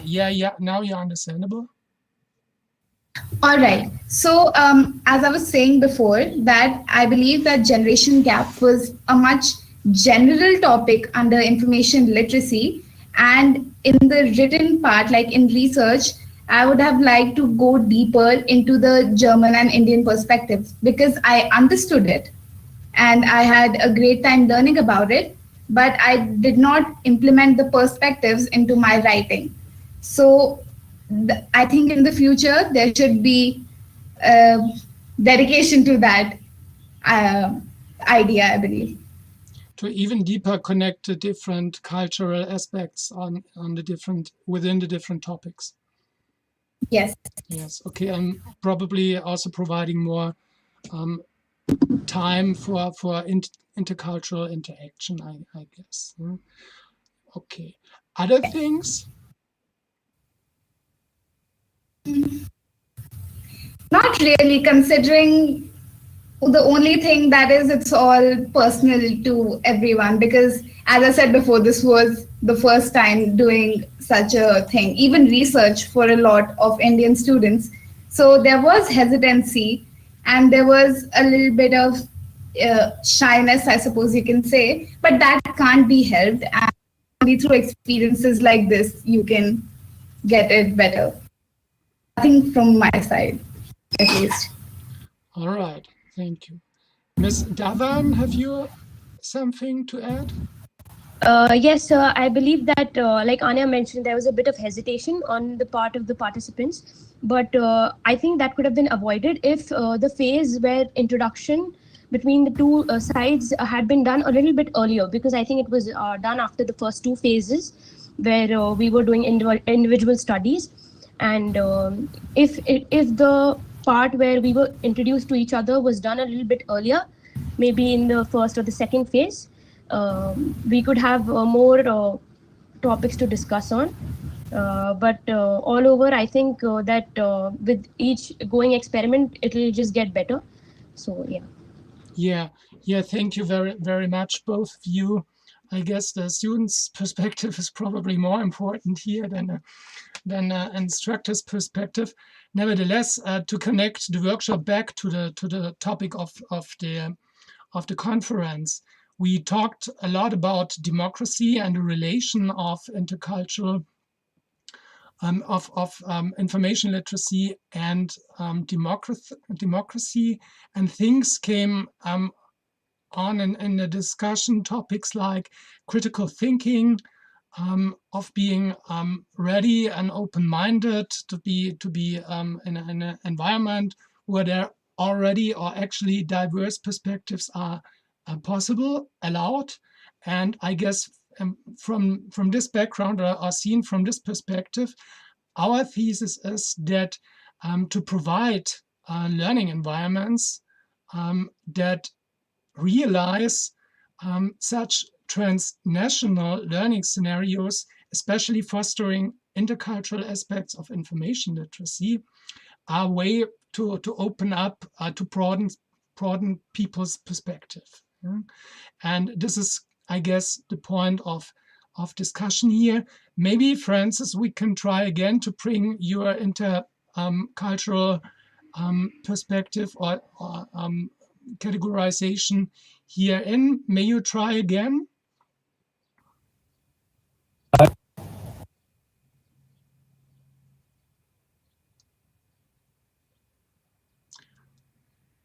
Okay, it does not look this way.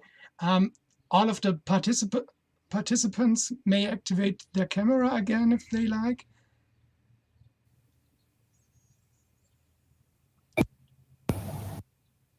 Can you hear? No, it just did not work. Someone wrote me in the chat, maybe it's your headset. Somebody in America.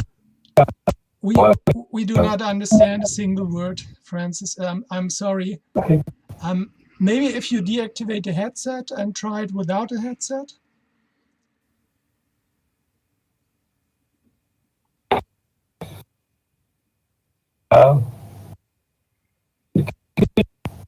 No. Okay, then I guess. Moment.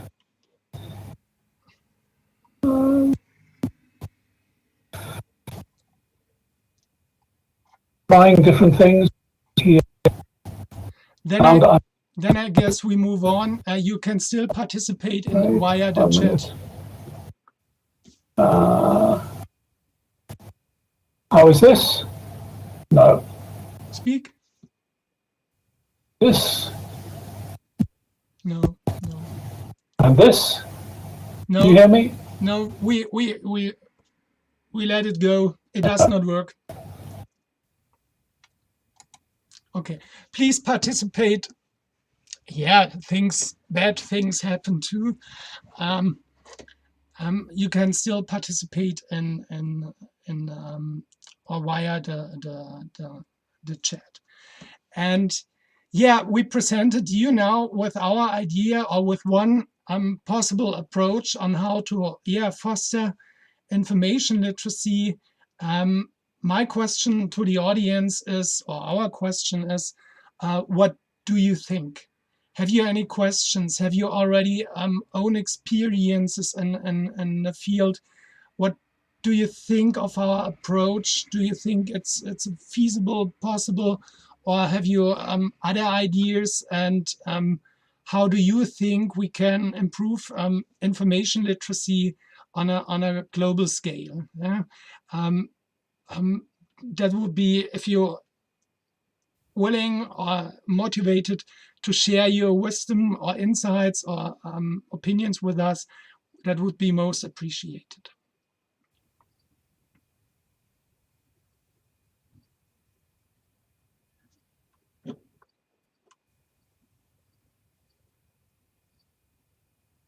Some people are active in the chat.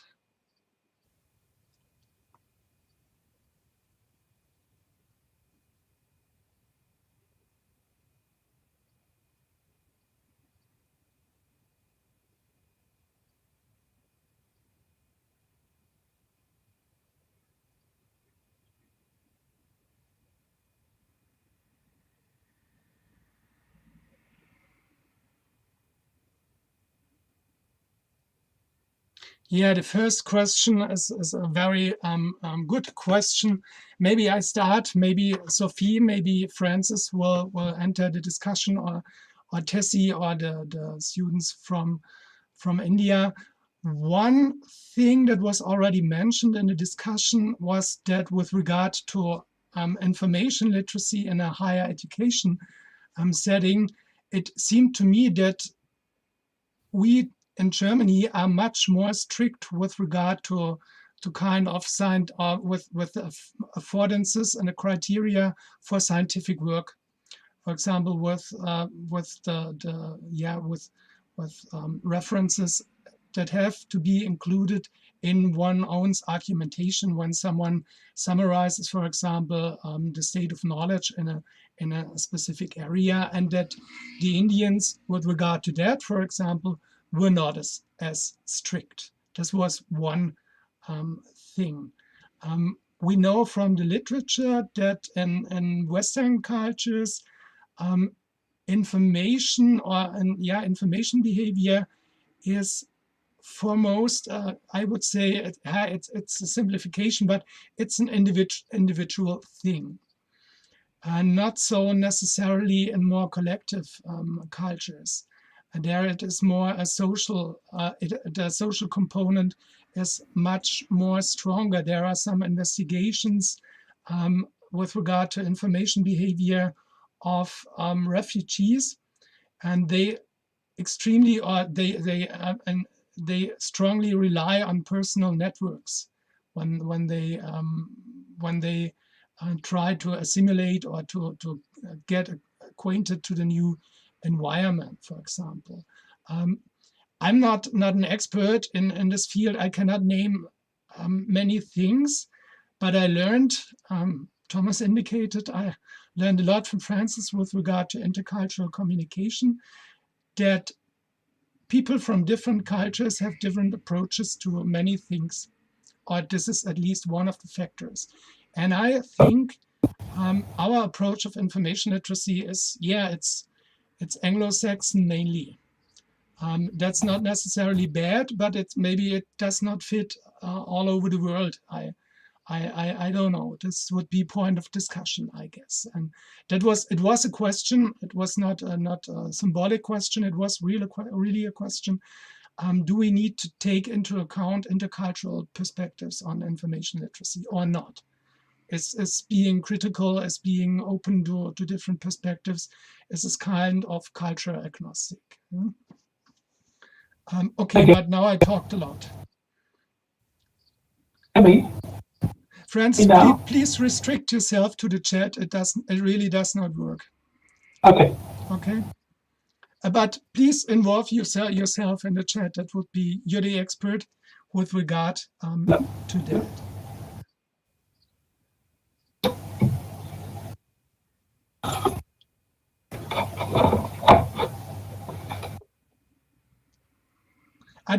The question was stated, one participant asked, the question was stated, I guess, in the last session on meta literacy, and I'm not sure if you have seen that point.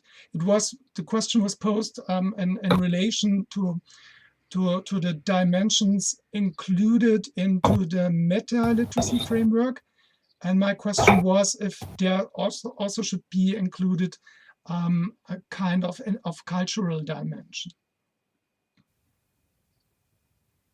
Yeah, and now I see the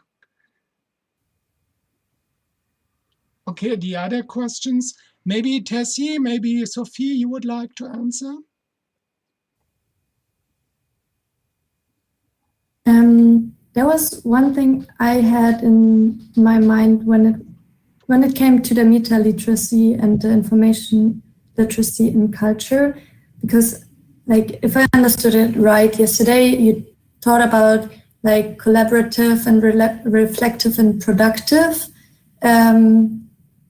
work understanding in those meta literacy, and as you said, Joachim, intercultural behavior and information routine and information search depends on the individual and the perception about different topics and things. So as you are in another or in a different culture, you also have to build up a competence to understand a different perspective from another culture as well, belonging to a specific topic, for example, fake news and data privacy, because you have another society and another point of view in concerning the people you're interacting with. Right, and to the feedback loop, I think there was one question, right? I guess it is very important to ask the participants, as you said, and as we did, as they experience it in a different point of view as the instructors. And things we are thinking might be helpful, like giving different faces. They experience it differently, and as they said, for example, they thought about a previous contact, like already in the first or second phase, it would be helpful for them to get to know each other in an earlier step, where we thought it could be helpful to get into the topic by themselves at first, to have a common ground of knowledge where they can start discussing.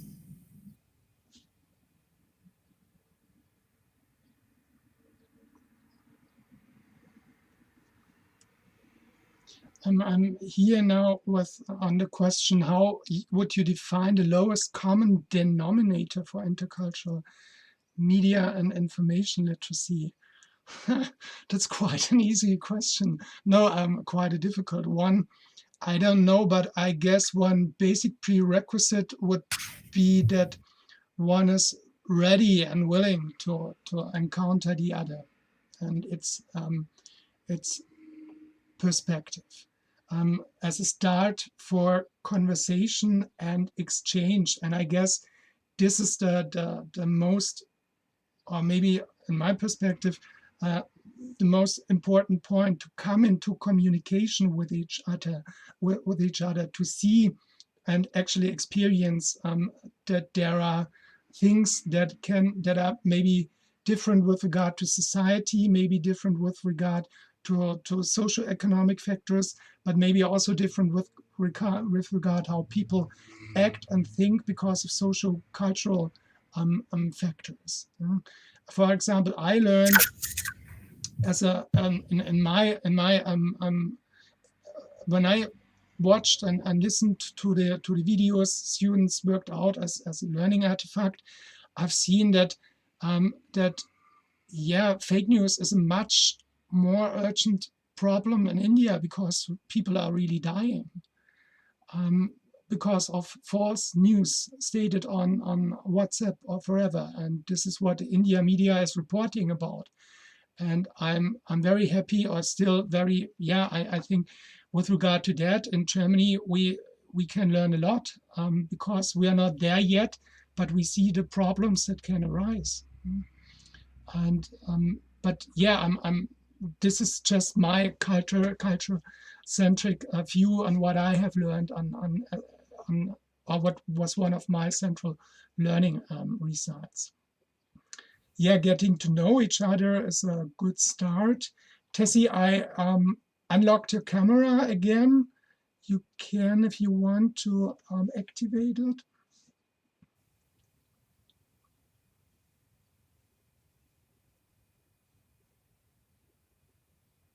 Hello, good afternoon, everyone. Can you hear me? Yes. What is your estimation on the questions? In my view, there is always time, and it's always the right time to consider intercultural communication, intercultural understanding. When we started with this experiment, basically one considered the fact that information sciences And for me, from the accounting field and costing seemed like such different fields. So like, is one ready, or how does the twain meet, so to say? But then when one thinks about it, information literacy is about knowledge, about information, collecting it, trying to find out what is the authenticity of it, how can you use it, how does it influence your judgment? And then on the basis of that, you take decisions, and decisions which ultimately will have an impact, and that impact is nothing else but a cost. So these are two different streams. Information which is required even for another faculty, which is costing, for example. So similarly, interculturality, you may come from different backgrounds, but unless you understand each other, you take the time to understand each other and collect the information regarding that, you learn to respect it, put it all on the table, and then you try to come to a conclusion as to what is best for both of you together. I think that interculturality sometimes needs to be taught. Sometimes it comes in your DNA. But in the current circumstances where information is manipulated or can be used or misused, can be repressed, I think it is good to try and provide environments where maybe citizens or people who don't have the freedom to express themselves, or maybe they didn't have an environment where they could debate, or where the system has not as yet evolved to allow for the debate. I think these are great possibilities. This will perhaps help to secure the future a little bit more. So I think these are great experiments. Yeah.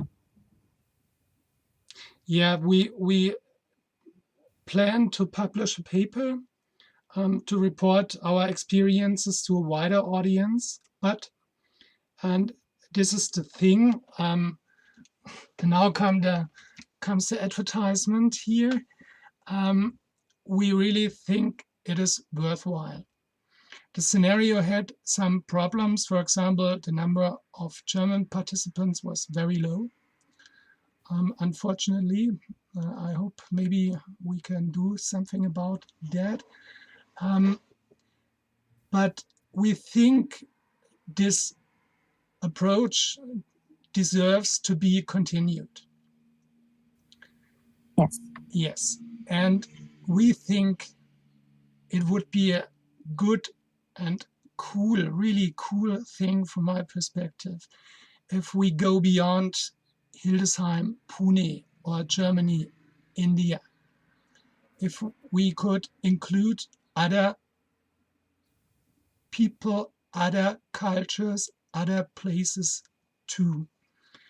And we hope that we are here at a place where people are involved, that could basically be interested in saying, okay, I'm also in a situation where I teach people on information literacy, and let's try it out.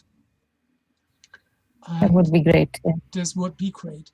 And yeah, this is our advertising, if you will so. And if you are interested, and I guess this conference is also an opportunity so for getting to know each other, to build some basic trust, which is, in my estimation, really necessary to build up such a learning environment or experiment. Then you please contact us. I will refer to that again when we close the conference. But this is the place to say it. Yet this is maybe, hopefully, only a start, and maybe we can expand. And think about that. Students, for example, from Sweden, from US, from Turkey, from India, from Germany, are together learning on information literacy. And yeah, the time frame thing is a difficult thing, but today on the conference, yeah, if it's in the afternoon, it should work. In Germany, it should work for a wide range of countries. Okay. This was, I guess, my last message. I don't know if I have missed any questions here in the.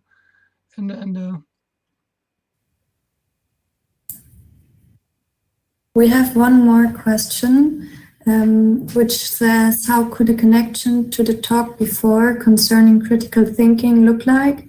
Do you see projects like the one you did could grow a ground of discussion about creating knowledge among different approaches?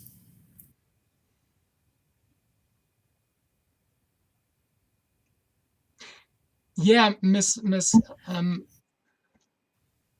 Dhawan and Miss Chamba, they already talked about it. I guess Miss Chamba said that we should go. It would have been nice if we had been given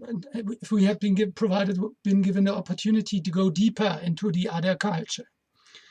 I guess this would be a thing to see. The more perspectives you have, the less the danger that you're on your one truth only path, or this thing, my truth, your truth, and I choose the truth that I want, and I use the facts that I think are appropriate to build my truths. To see different perspectives, and as I said in one of the comments on yesterday's discussion, to really develop a kind of evaluistic mindset with regard to things. When you think about how can I know, yes, Sophie? And I think maybe, like, if we think about groups by themselves, like the more heterogeneous groups are, the more spaces for discussion and different opinions. And even in this discussion and collaboration, people start thinking differently and start thinking about different opinions and widen their scope, even on a cultural dimension. And we saw it also in the artifacts. In the artifacts, for example, for fake news, there was more of a concentration of those kind of news which were more, sensational kind of thing and more India-based. So this would be a kind of a training also to give everyone an equal opportunity to present their perspective. And that's a kind of a training to give equal space, equal respect, and equal representation of their point of view. So I think in that way also the experiment did contribute to point it out. What is the etiquette that your etiquette and your responsibility in terms of how do you put forward what are your opinions, how you give accommodation for everyone's opinion and give equal importance to everyone's opinion. I think that was also an important learning of this experiment. And there's a question on personal interaction. Are there any plans for the participants to meet up in person? There were on this conference. And we already have basically Corona will show how it goes on, an exchange in progress. But on the other hand, in the last winter term, when we started, we tried out 2 or 3 video conferences with both classes. We used Adobe Connect, and everything was difficult and horrible, and bandwidth, and it did not really work out. And now during pandemic, you see, without scruples and without bigger problems, we are conducting here an online conference with open source software installed at our university server, and it basically works. There are sometimes problems, like for instance microphone today, or Mr. Jarman's microphone, but even around that we find we find ways around that. And with regard to that, I would say in Corona, during the pandemic, we have learned we are now much more apt to conduct live exchange via video conferencing than before. Okay, anything else?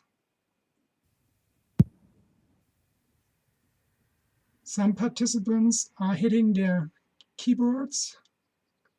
We're already a bit over time.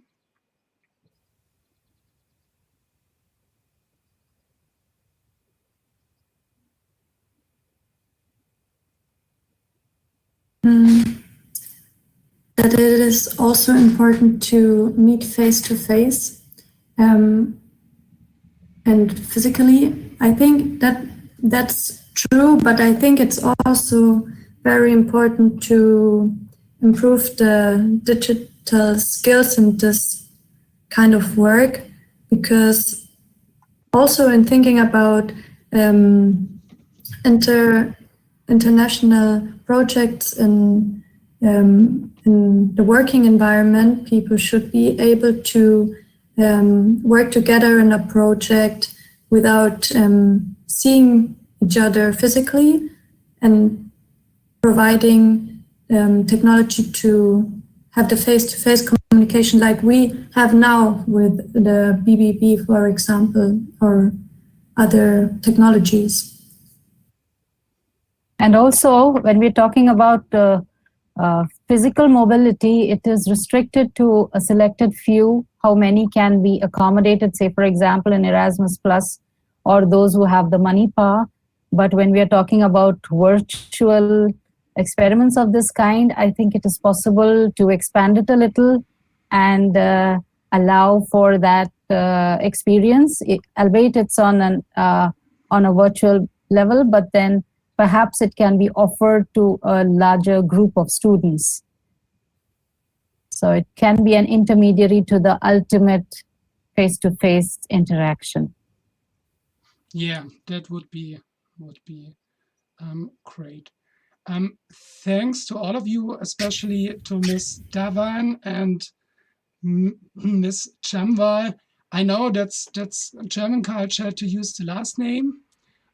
I guess in India, I would say Meghana and Anya. Am I correct, Tessy? Meghna. Meghna. Sorry. Yes. And yeah, and Anya.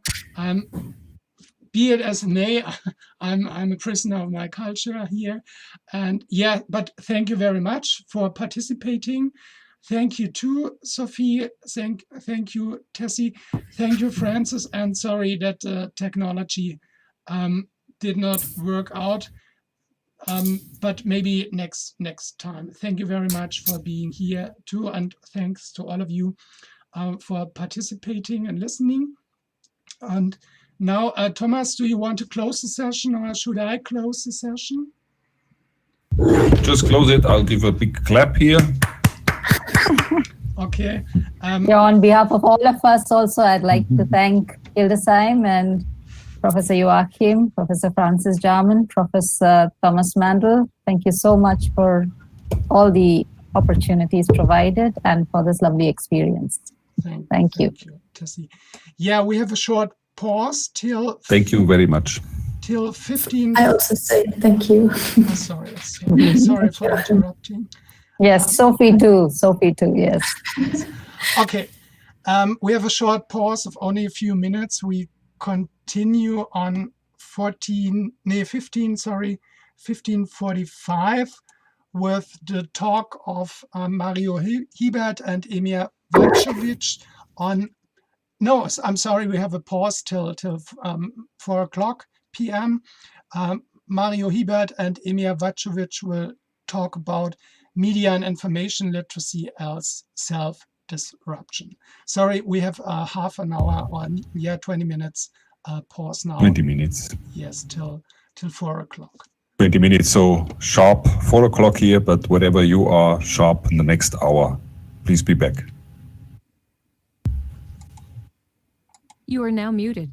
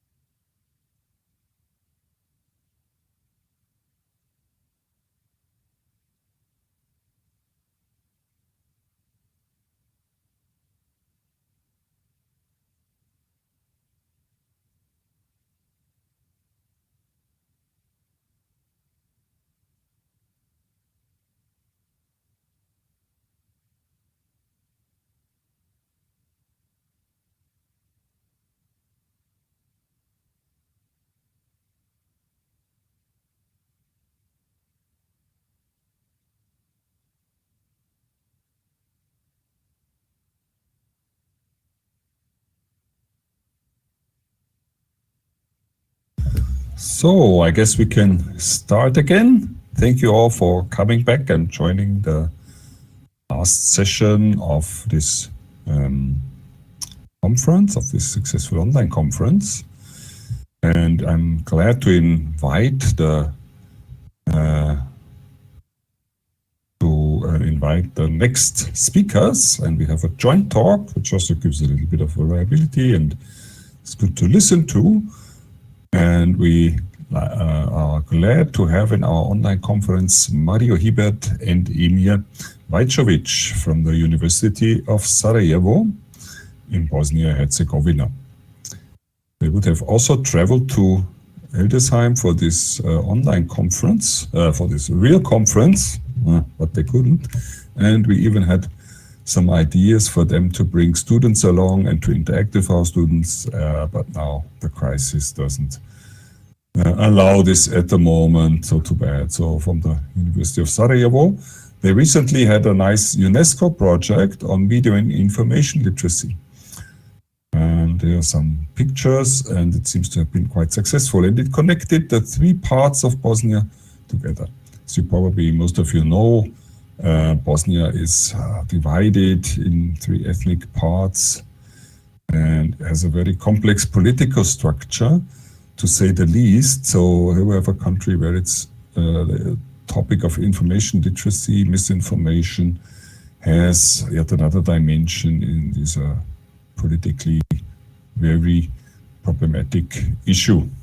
So on the other hand, these countries in we now call ex-Yugoslavia have a rich culture of libraries, and also for that a lot of library education areas.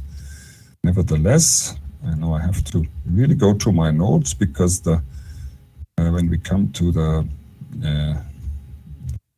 name of the institutes, we have quite some unusual names here for, especially now for Mario. Emir Vajzović is from the political sciences, but Mario from information sciences. Nevertheless, he's in the Institute of, what's it called? Comparative Literature and Librarianship. So we see the complex structure, lack of funding also reflects in the university structure. So the information science cannot form its own department, it's together with comparative literature. Mario has done a PhD thesis at Zagreb, at the University of Zagreb, and he's interested in information literacy, critical literacy, also foundation. Most of his publishing is in the area of librarianship, and he is looking very curious at the bigger picture, at the social issues of information science and a critical perspective. Recently, he worked on a perspective of information, or a critical perspective on data-driven information science perspectives. So with that, we move on to a brief introduction. With this very brief introduction of Mario, we move forward to Emir Vajzović. They both collaborate in this media and information literacy aspects. And Emir is from training a political scientist. He works on media and human rights. So he brings in a also very interesting disciplinary aspect here to our workshop, our conference. He's published on the EU integration process also of Bosnia and Herzegovina. And that is also, of course, a very complex story and complex issue. So this is, again, a very brief introduction of the two speakers. And with that, I think we move directly to their presentation. Again, as previously, it is recorded, and we will have now the pleasure to listen to it. And when we come back, please all join, and we will discuss with them.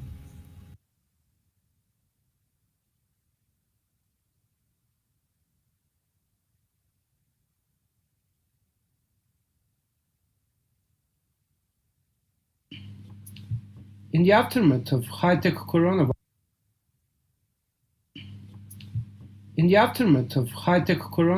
dystopia, we face real and hard choices between investing in humans and investing in technology. Post-COVID times emergence Green New Deal outset, as it was recently exposed by Naomi Klein, underlining pandemic shock doctrine as the model for highly profitable, app-driven, gig-fueled, no-touch future. It's a realm in which our every move, our every word, our every relationship is trackable, traceable, and data mineable by unprecedented collaborations between government and tech giants. While personal data is continually incorporated without transparency into privatized datasets for machine learning, data-centric rationality, as Paula Duarte argues, should be understood as an expression of the coloniality of power. As Klein points out, integration of government with a handful of Silicon Valley giants, with public schools, hospitals, doctors' offices, police, all outsourcing at high cost many of their core functions to private tech companies, technological innovation remained in line with the same productivist pattern of disruption and expansion. To put it plainly in Klein words, the price tag for all those shiny gadgets will be mass teacher layoffs and hospital closures. Are citizens included in the process of such decision-making? Well, the democracy is implying informed and educated active citizens for support in the decision-making process. As key competence in digital age, how does media information literacy respond to democratic deficit, which is obviously occurring as we speak? Should this be a trigger to ask ourselves right questions on how do we resist education for media information literacy taking self-disruptive manner for pleasing technological innovations? The idea of disruptive innovation coined by Clayton Christensen stands for the tech capitalism most popular buzzword. Its function is to sustain the myth that business geniuses are creating society's wealth. We are to see programs for media information literacy education as strategic policy in pursuing growth in new market. Platform monetization of information asymmetry has turned capitalism into neo-feudalist regime of behavior commodification and control. As most of the media information literacy trainings avoid focus on the role of institutions and tech platforms, insisting on individual responsibilities labeled as civic competencies, prevent divulgement of operative strategies of power. For most of its early life, the word innovation was pejorative, used to denounce false prophets and political dissidents. Thomas Hobbes used innovator in the 17th century as synonym for the vain conspirator, a false prophet. The innovation as profit-making insight of technological visionary mystifies individual creativity, reversing one's deviant and deceitful connotation. Now praised as visionary concept, creativity turned to profit, imagination, improvisation, and managerial skills, is exactly what education for media and information literacy should avoid, to become a commodity failing down to entrepreneurial language of global techno-capitalism. Let us face the plain and painful truth as the essence of capitalism is self-disruption. Media information literacy should challenge it in its core. By focusing on systems more than epistemic disruption, a mutation in knowledge, we are avoiding perspective of the new deal on data that now know everything. Digital technologies don't provide just new way of storing, organizing, analyzing, or presenting the human record, but are involved in the centering of the human, and with it, the very idea of human encompassed by artificial intelligence, augmented reality, bioscience, robotics, social computing, machine learning, digital conditioning, and finally, contactless society. Advocates of digital tools claim revolutionary impact of technology associating progress with disruptive business model. As Shoshana Zuboff puts it, once we thought of digital services as free, but now surveillance capitalists think of us as free. In other words, how to emancipate ourselves from data-centric view of the world. Long before the COVID-19 swept the globe, we already hid behind screens. We became digital. Intelligent on-life design goes along with the widely adopted policies to contain the COVID-19 outbreak, self-isolation, dismantling of social bonds, and the certification of common spaces.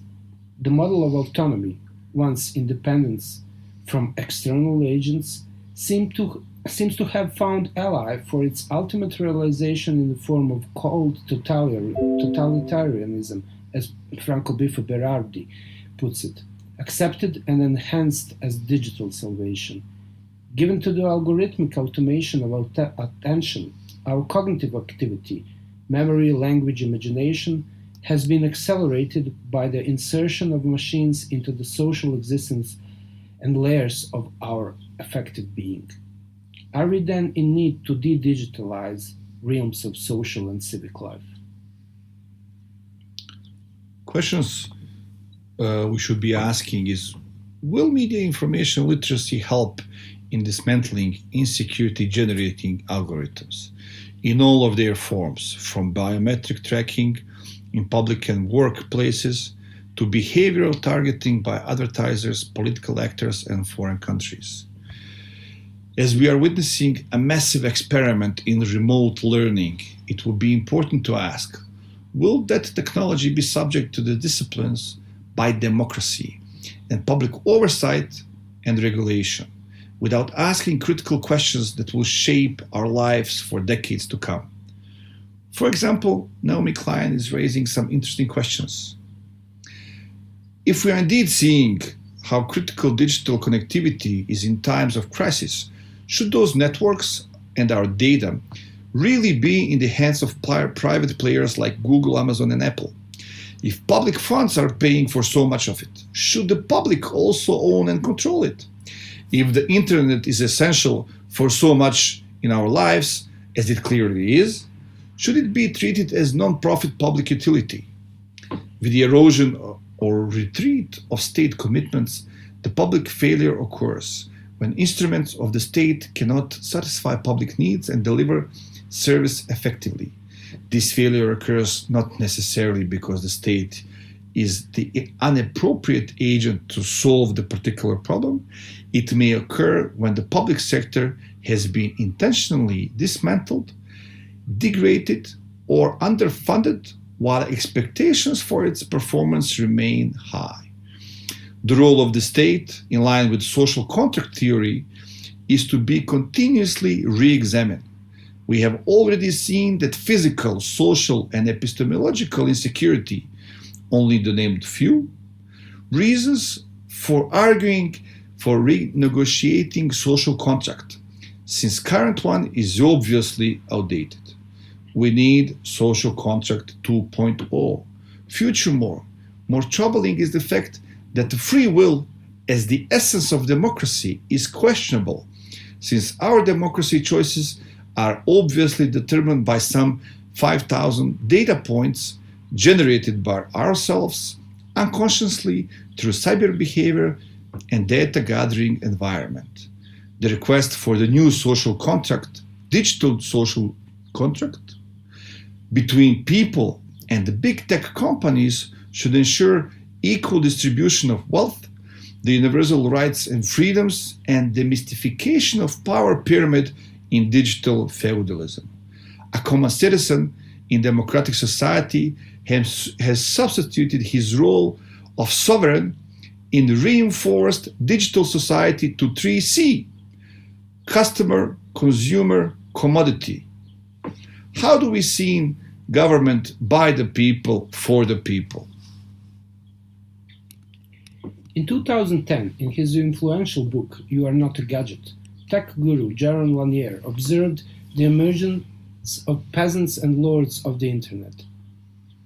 A handful of tech companies have become ever richer and more extractive, turning their owners into billionaires on the basis of the cheap labor of their workers, the free labor of their users, and the tax breaks bestowed on them by cities desperate to attract jobs. To continue on this, Jody Dean use the term neo-feudalism to name tendencies associated with extreme inequality, generalized precarity, monopoly power, and changes at the level of the state.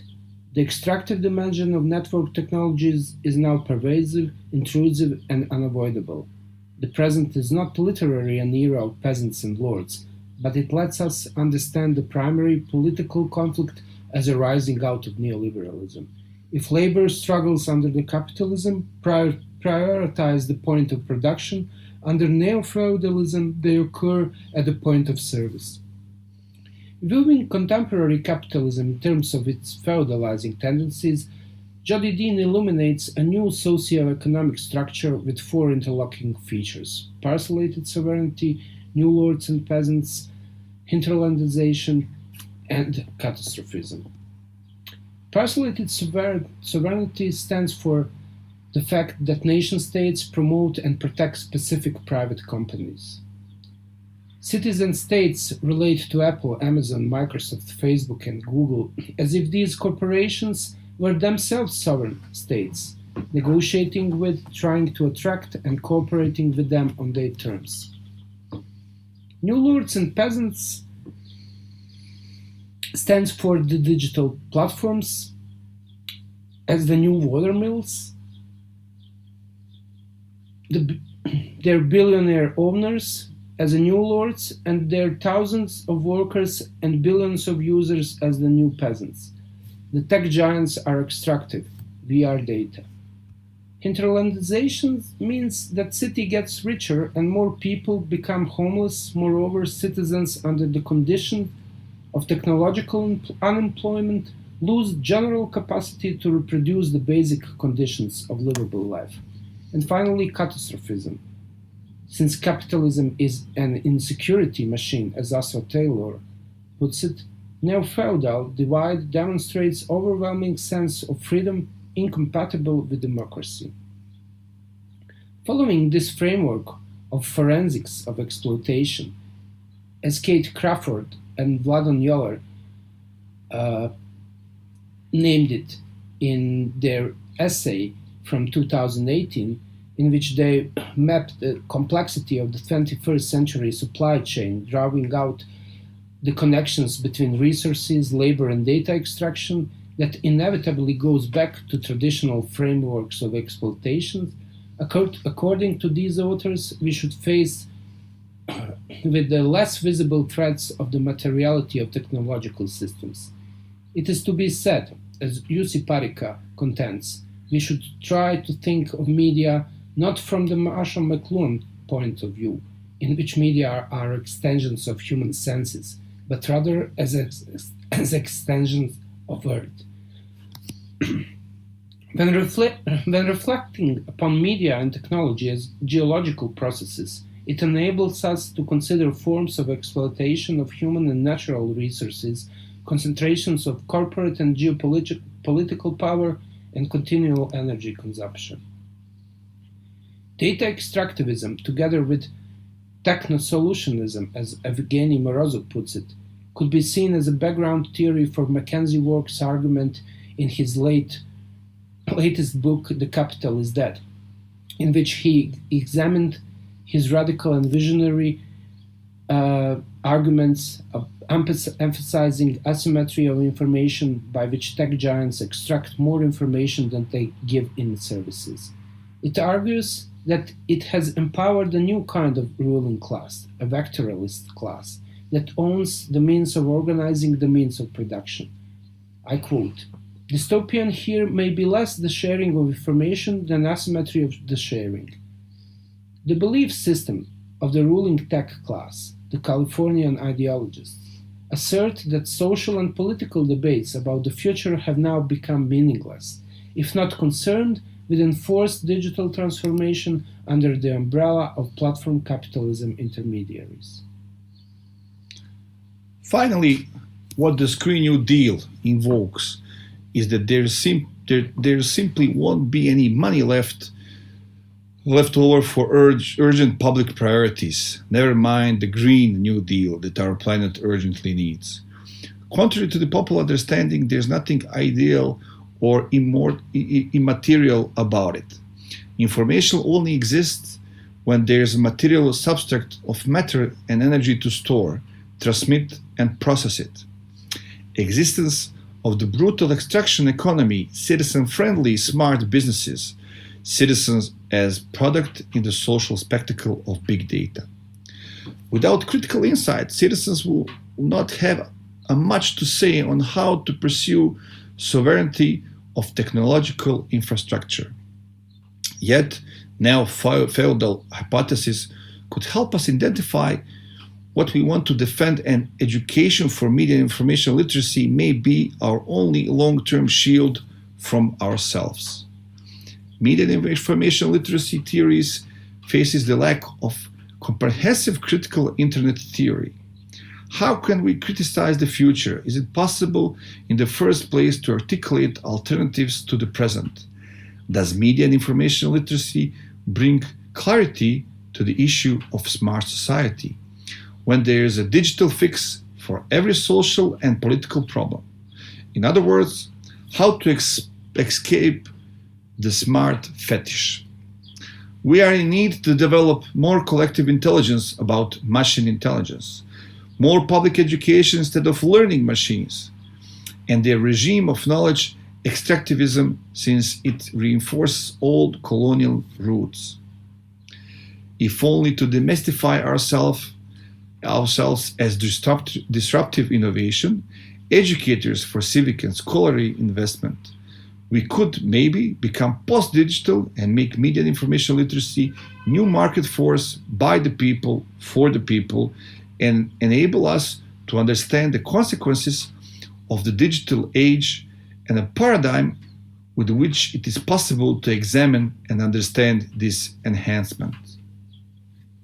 So if we are to become post-digital, we should reject the idea of digital progress and resist the language of new media disruption. It is a state of distancing from global digital networking hype, platform nihilism, as Hert-Loving puts it.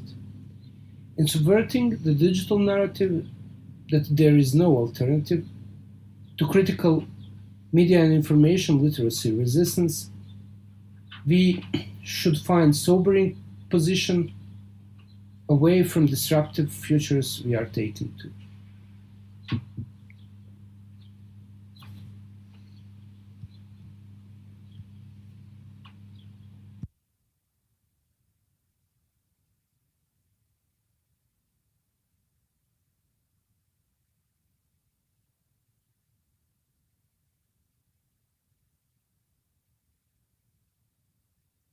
Thank you very much, Emir and Mario. We come back, and please turn on your camera, and we will take some questions while everybody thinks. I will still reflect a bit on the talk, which was taking a really wide view on society and power, especially the power structures that digital turn brings up is a very interesting issue, and we often don't think about it. As here we see the data traceability leads to profits, and we maybe also in a small country as Bosnia, you feel this more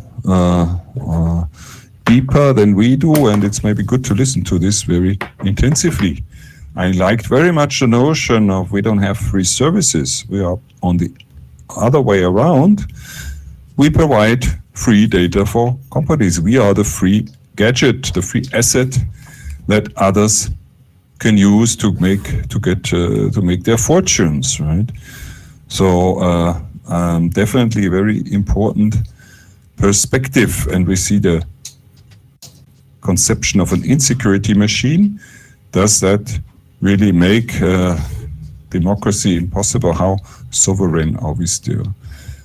And also the notion of the smart fetish, I think that fits quite nicely into this techno-optimism. And on the positive side, again, we see that Mario and Emir propose that education, especially in the literacy area, serves as a defense and this long-term shield, as you put it. And we should even be more aggressive and, as you put it, this is the only way to resist the potential dark future there. So very interesting, great insights. And I think first questions are coming up. But Emir, Mario, join the visual, or the other organizers, please join in with the cameras. And yes, there are some of these regulations coming up. And how do we put this in teaching, as Tomake is asking? That's a very important issue. It broadens the perspective of information literacy, kind of the knowledge we should know about this power and structures, and about the economic playing field that digital services have created. So there are the rules in the UK. The government as a rule breaker. Okay, Bruce Ryan, that's a very interesting point. And let's look at the questions. Selma Cebic put it in the beginning, clean function from schools. Yes, that's a very interesting point that Selma Cebic is putting up again. The outsourcing. Now digital services are really a backbone for the society, for our digital life. And Emir, maybe you comment on that. Yes, thank you, Thomas, and thank you all for this wonderful conference, which turned to be, again, new experience by itself in online virtual world, but with very real questions and some excellent researches and presentations we have heard so far. So thank you very much. I would like to kind of go back and address a little bit your introduction, which was very kind of a good way to start this discussion process. You have mentioned you offered some easy to comprehend explanations about Bosnia and Herzegovina, which is basically what we have in the world. What I have to comment is that we have here in Bosnia and Herzegovina witnessed firsthand, unfortunately, the war and genocide as the direct result of low media information literacy level and low understanding of political culture and corruption. You have mentioned the divided society, and Bosnia and Herzegovina is still understood as divided society due to self-fulfilling prophecy of deeply divided society. The coin that was the term that was coined by international community was present here in Bosnia and Herzegovina before, during, and after the war, for basically easier understanding for themselves and easier explaining to their public due to the complex intercultural and geopolitical circumstances. Again, due to the low media information literacy in their countries.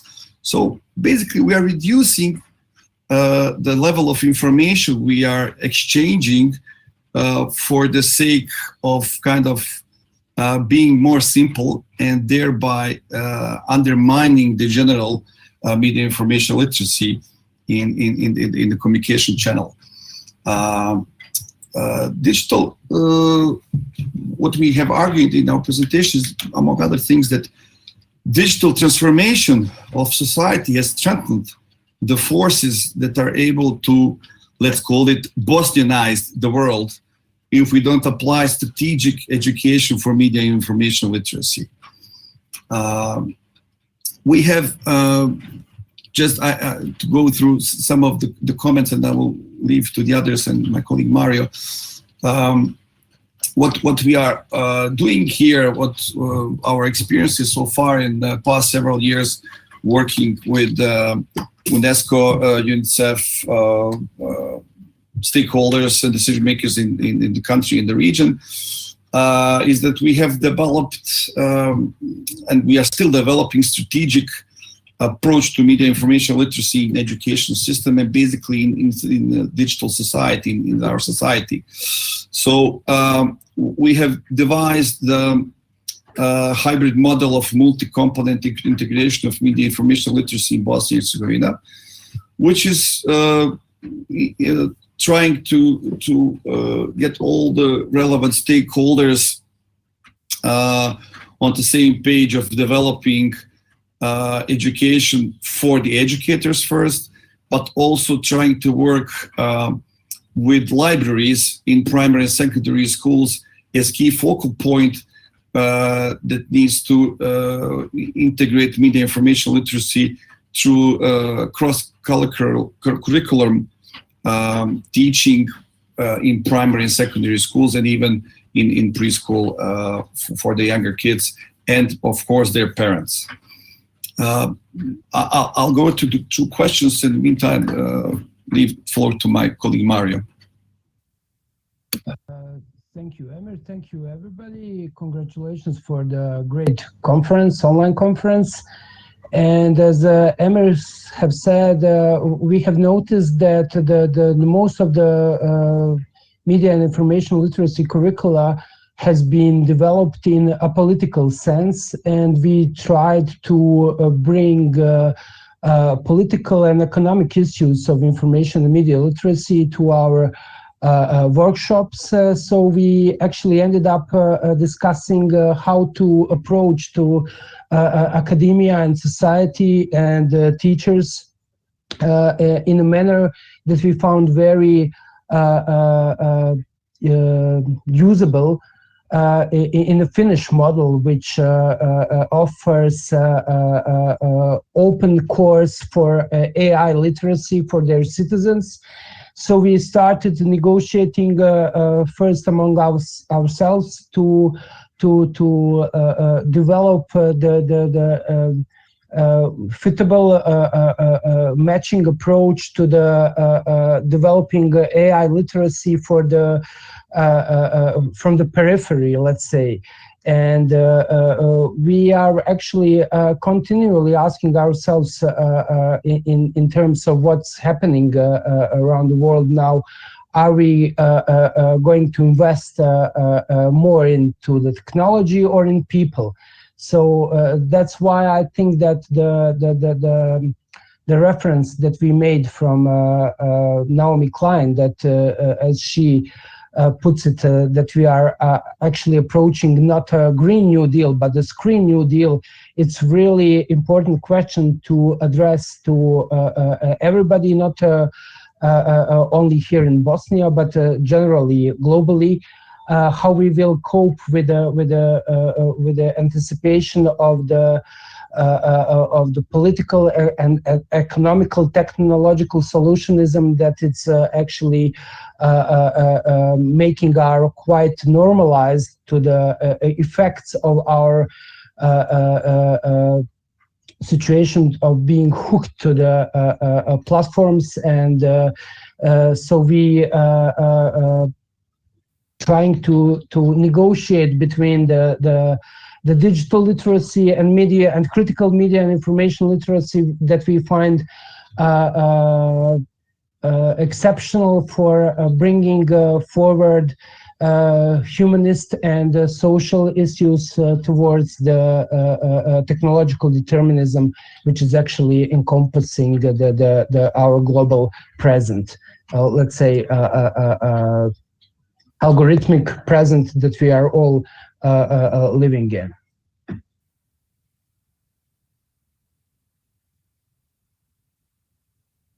Very good points, and the discussion is going strong here in the chat. I see good questions by Hanna Mitara, who says, how can the digital services become a public good?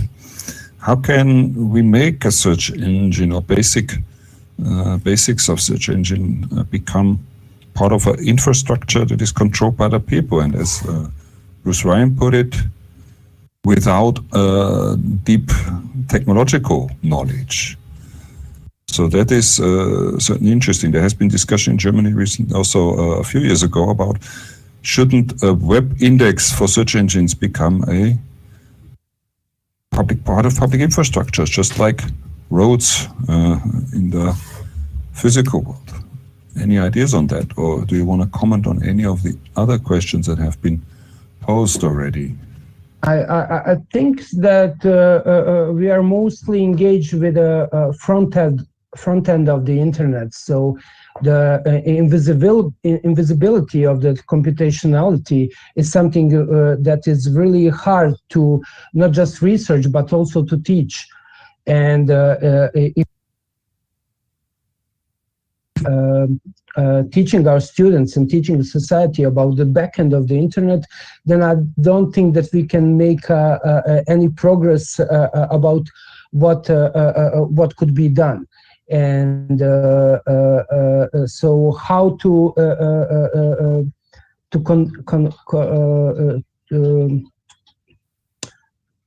have a public awareness of what's going on behind the scene is something that I think formal education should be aware of as a responsibility that we are still negotiating how to approach in the curricula and the educational programs to teach about the back end of the internet, not only about the superficial use of digital competence to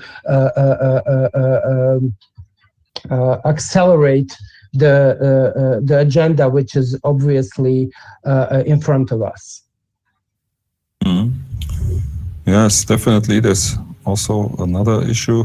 Maybe Emir wants to comment. Lena Schubel asking, what are the roles of governments? And Sophie März put it, is it explainable AI and understandable system, right? Or should systems explain us how they work? Thank you all. One of the things we have proposed in our presentation is also rethinking the new social contract and Green New Deal.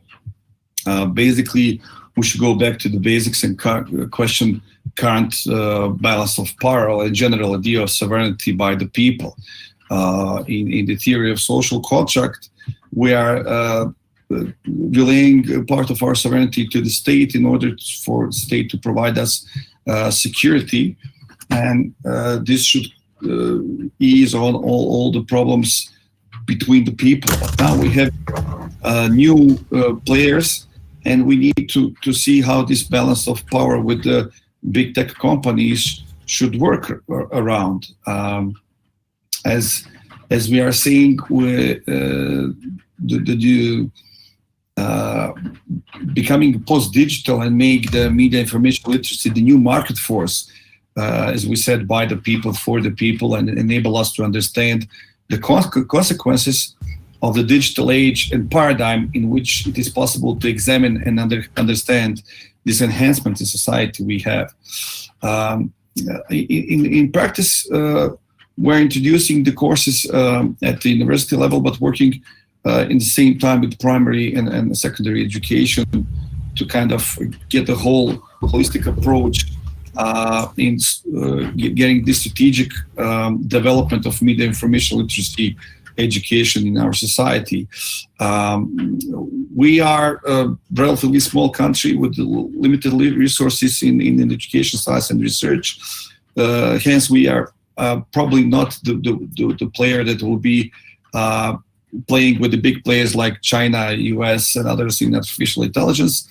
But we need to empower our society to understand, critically evaluate, and seek from our government to actively involve citizens in this new paradigm, which is currently unveiling in digital transformation, in already digitally transformed society. Good points. Thank you very much. And I see it's good to invest in the secondary and primary education in this area, because we all agree that this is a lifelong process and we cannot start it early enough. And also in this conference, we had this cooperation with Elke Montanari, who is talking about correlations between general literacy and information literacy. And that is bringing a new aspect.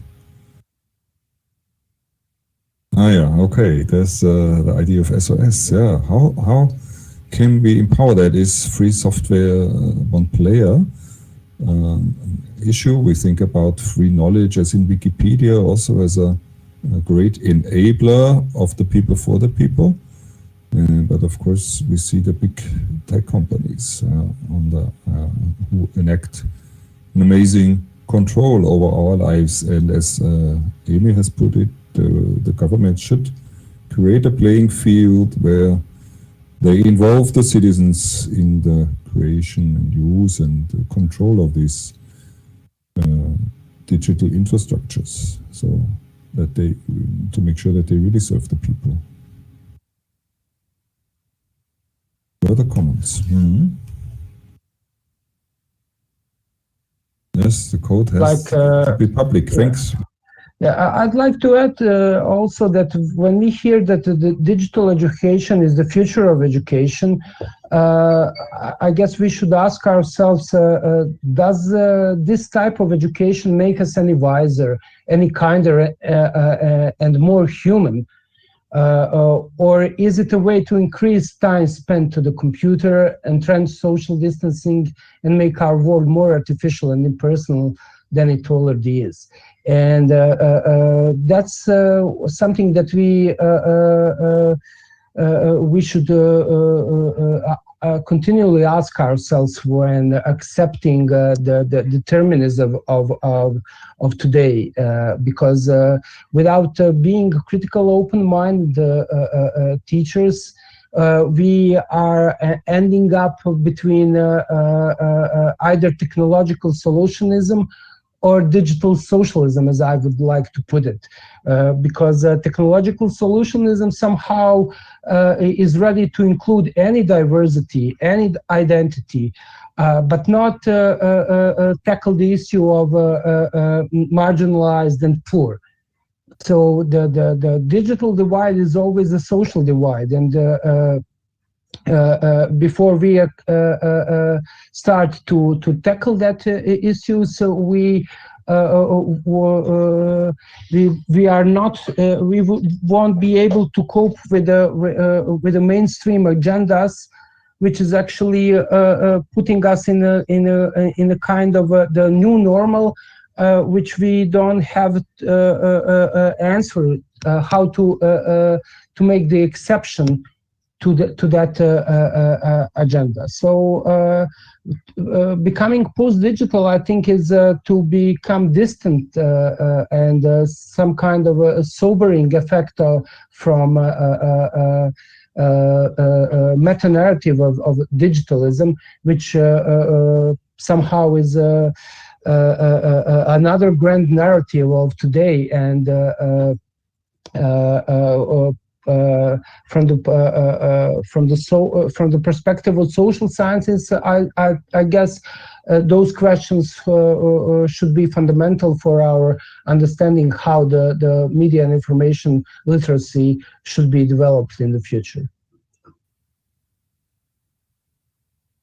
Again, thanks. That's a very profound perspective and a radical perspective, and I think a question that Tommy K is asking is quite relevant here. How do we make sure that people are becoming aware of this influence that is already there and already getting strong of digital communication, digital tools? How does that shape our lives? And how can we raise this awareness, being already so involved, especially for young students? Quite a good, a huge task, I would think.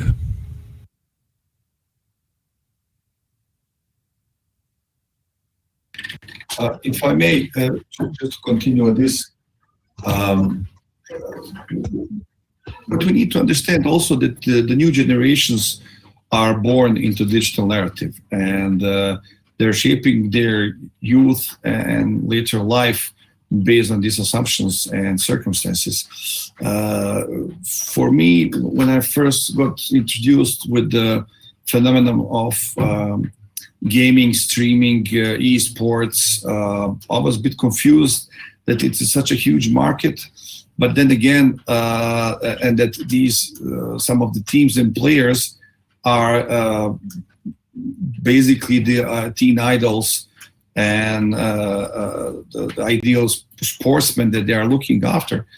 And then again, it's basically just a shift in generation paradigm where as our generation is looking Champions League and football, and I don't know, Messi and Ronaldo as something that it's really fun and good to look at because they're very good at what they are doing. Same thing is with the new esports and gaming industry and the kids that are involved into the digital reality as their own reality.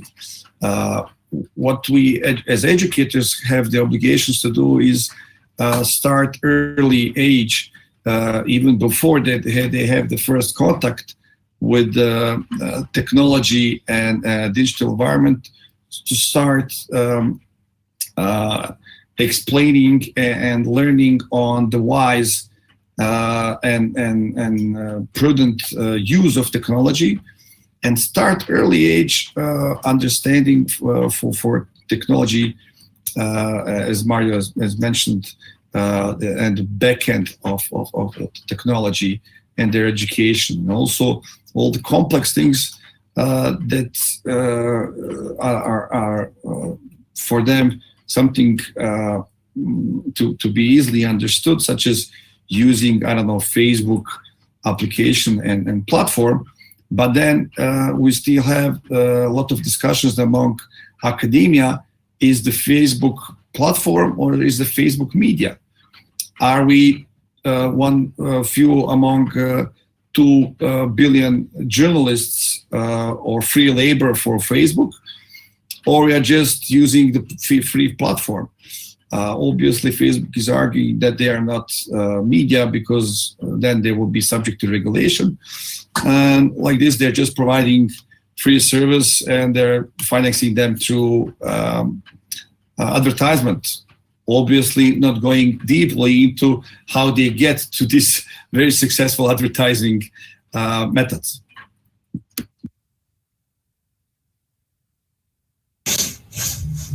Definitely, advertising and the economic issues are a huge threat, and that is something we have to understand. But questions are coming in. Kumam, Bruce Ryan, and Mario has answered already some here. Mario also just answer on the phone, on the microphone, maybe.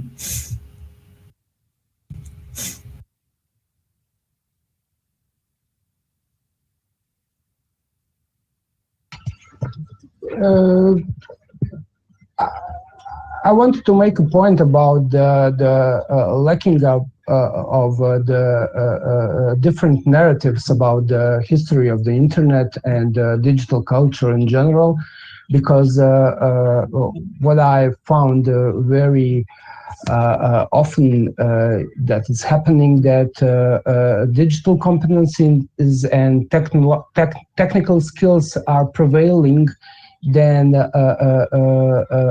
political and social history and cultural history of the digital of the internet narrative, let's say. So the critical internet studies is something that, for example, Hart Loving found continually missing from our curricula. And I guess that media and information literacy should be could be a tool for introducing the more humanistic and more wider approach to the issues of the digital. So that's at least from my point of view, it's on us teachers and professors and academics to bring back the broader scopes of as Neil Postman said, technological education.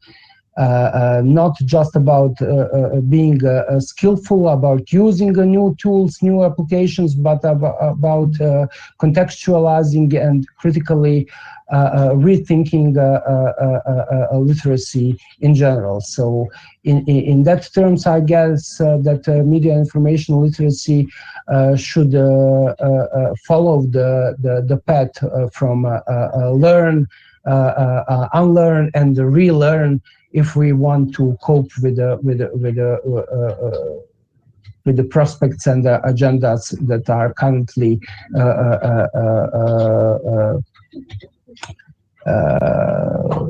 are mainstream in let's say in what we call digital culture and digital narratives.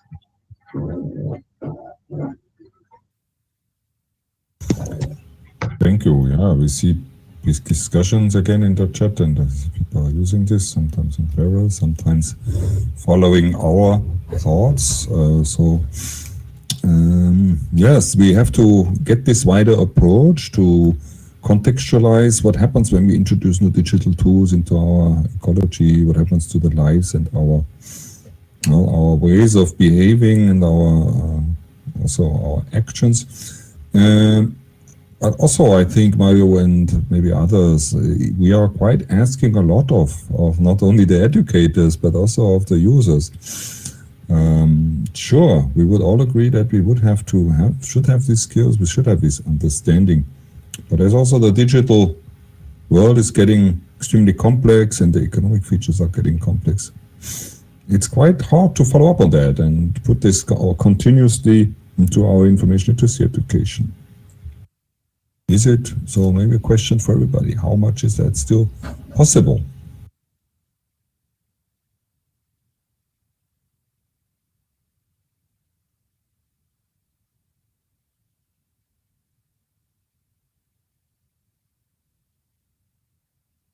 The point that we do not know about a lot of things. The question is, can we know, and how much should we know? Maybe we forgot to talk about libraries, and libraries should offer the public space for these kind of hard questions that we don't know the answers. So if we recreate the face-to-face or online, let's say,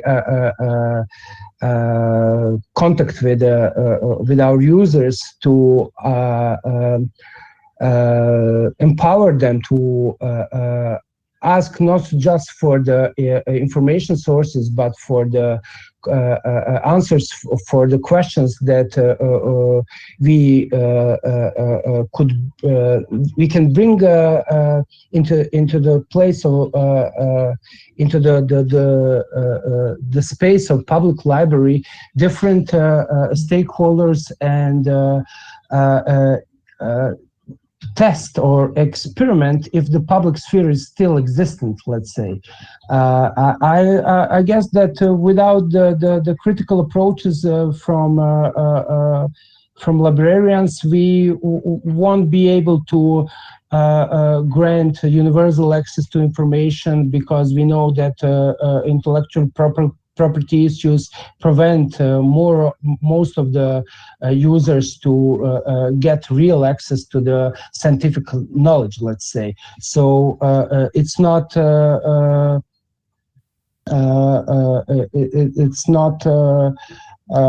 something new if I say that most of, for example, users in Bosnia and Herzegovina would definitely use without any ethical concerns Sci-Hub or any other pirate libraries that offer access to the knowledge much better than our current library system. So those questions should be, I guess, some important ones that librarians should not just ask, but question the future of their profession if they are not connected to the real needs of their users.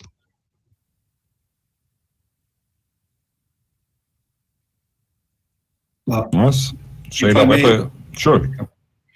Thank you. With the question from Kalman, as to the artificial intelligence and algorithms and pretty much the whole media and communications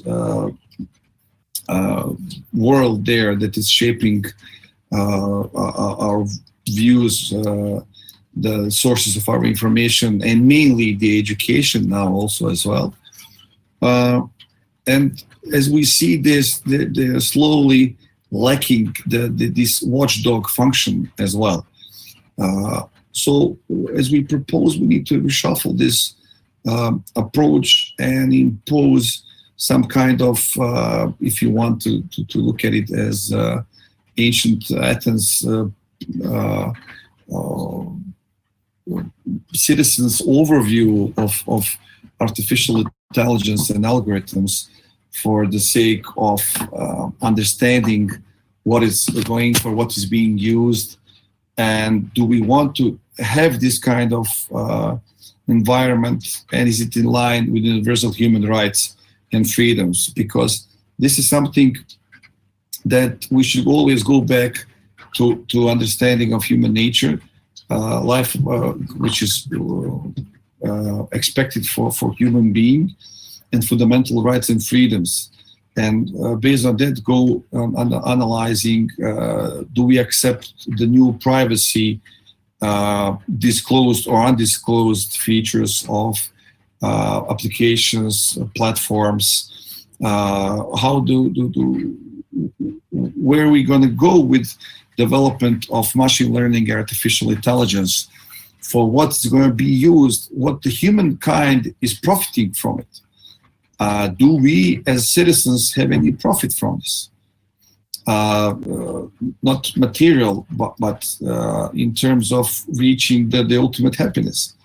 Are we agreeing, generally, have we signed a new contract that we agree that a small percent of population in the world that is involved with the big tech companies are getting richer in terms of providing us free data labor? And going back to the fundamental organization of society, we all agree that democracy is terrible organization of society, but we don't know for the better. So we'll stick with this. How is democracy going to function in the upcoming years with this determination of free will based on algorithmic gates and our intimate knowledge of every one of us based on 5,000 data points or more for micro-targeting for democratic elections. Democratic elections by its definition should be free. And if our will is not free and we are not informed and educated to reach these very important decisions, who is making decisions? We are definitely, citizens are losing this battle in very important battlefield.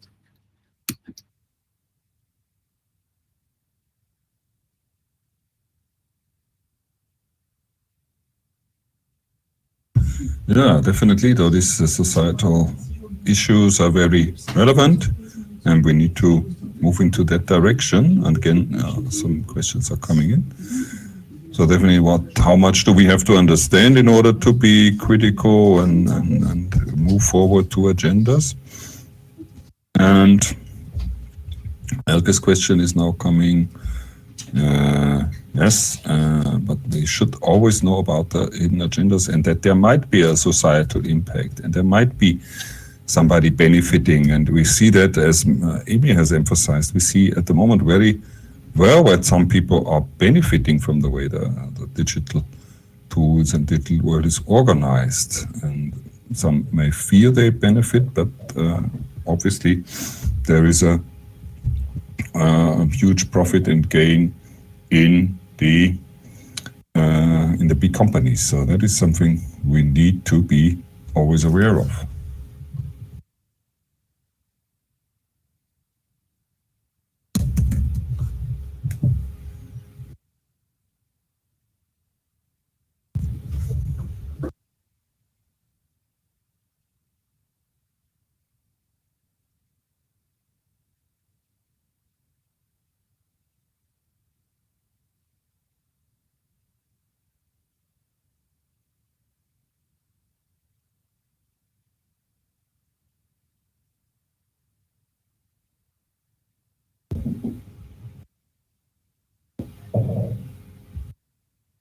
Here we have a really huge and intense discussion. Excellent.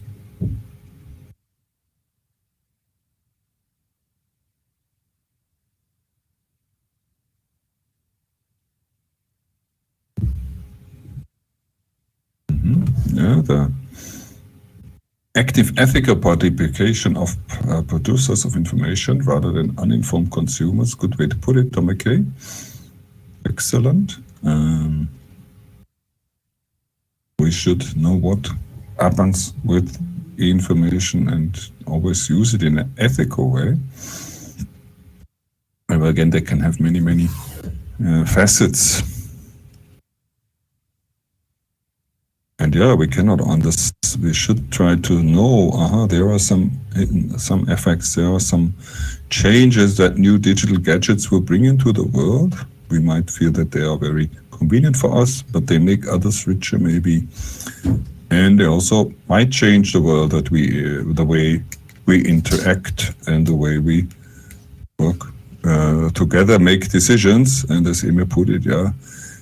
We have not yet understood, and we have to see the effect of all of that on democratic processes, which are never perfect, definitely not, yes, and are the bad issues, the bad facets, the bad aspects of democracy strengthened and increasing with this digital tools and agendas. Okay, so I think it's a good moment for all the speakers and organizers to come back to the podium and to turn on the cameras and see if we have any closing remarks, any closing discussions. Just a brief information for everybody. We would have loved to have a third conference like this in Sarajevo this year. We had funding also for students to travel there even, but now with the crisis, obviously we have to change our plans. Mario's putting up some petition. Thank you very much. That's great.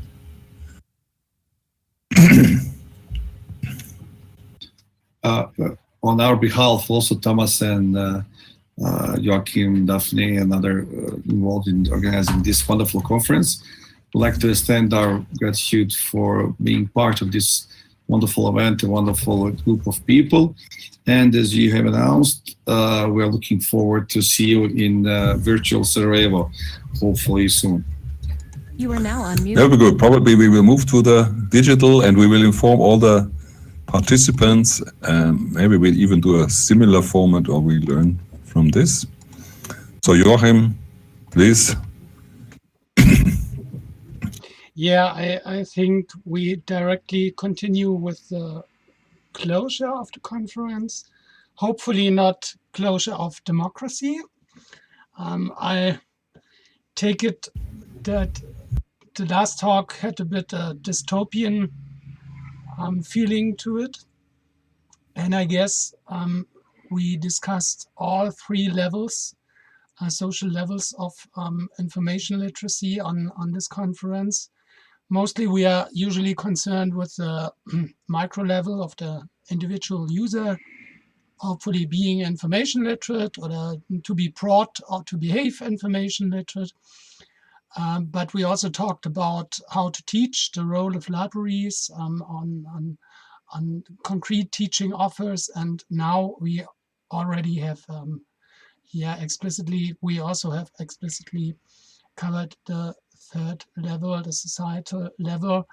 And yeah, when we think back, I don't know how you feel, but 20 years ago, the internet was a big thing, a part of freedom technology.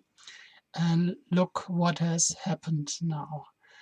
That's a thing. But okay, the question is, what is next? And first of all, if we have this, we thank you, all of the speakers, very much for participating here and on our conference. This is really, for us, very definitely. You can put the slide one forward. Thank you. We thank everyone for participating for these interesting talks, and we are especially, feel obliged to thank the speakers. We had a first pre-conference meeting, I guess 6 weeks in April or something like that, with all the speakers, and we asked them if it would be possible to conduct a conference online, and everyone agreed. There was no discussion, and in addition to that, we asked the speakers to provide their talks already ahead of the conference, which was an extra effort, and you did it. Thank you very much. We give you a very big hand, and I guess everyone has seen the contributions were very interesting, very thoughtful, and the discussions very deep going. Now, we opened up the conference, maybe one slide ahead. Thank you. And talked about our goals and discussing publicly, creating awareness and providing knowledge on the topic. I guess we have done, and I guess we are we have been a very productive year-round our community here. I would have wished the community would have been a bit bigger, but maybe it's just the beginning and not the end of days. And Mr. Ryan, thank you again for promoting, and Maria, I've also seen that you have promoted, and the other people too. And the knowledge is available online. We will put other things online. We have talked about how to improve, how to foster information literacy, how to make progress. And I guess we have discussed many important points.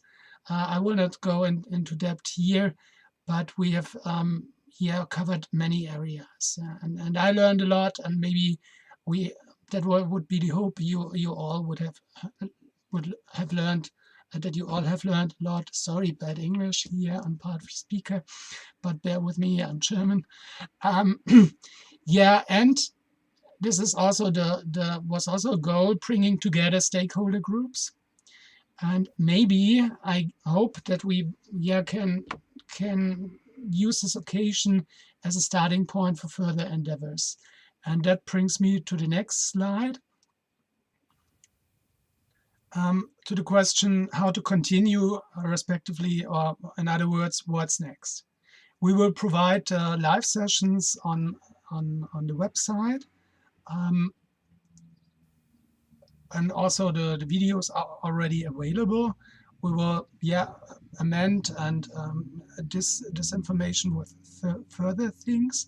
It's possible, and we plan that, to continue the online discourse, and you are invited also to bring you in with regard to that. Please feel free to comment, to send us artifacts for review and publication, or give us other resources. I've seen on the website some have already brought in their perspectives. Thank you for that. If you say, okay, now we need to talk about this topic, we can also talk about this topic. Maybe, I don't know, intercultural aspects of information literacy or other things.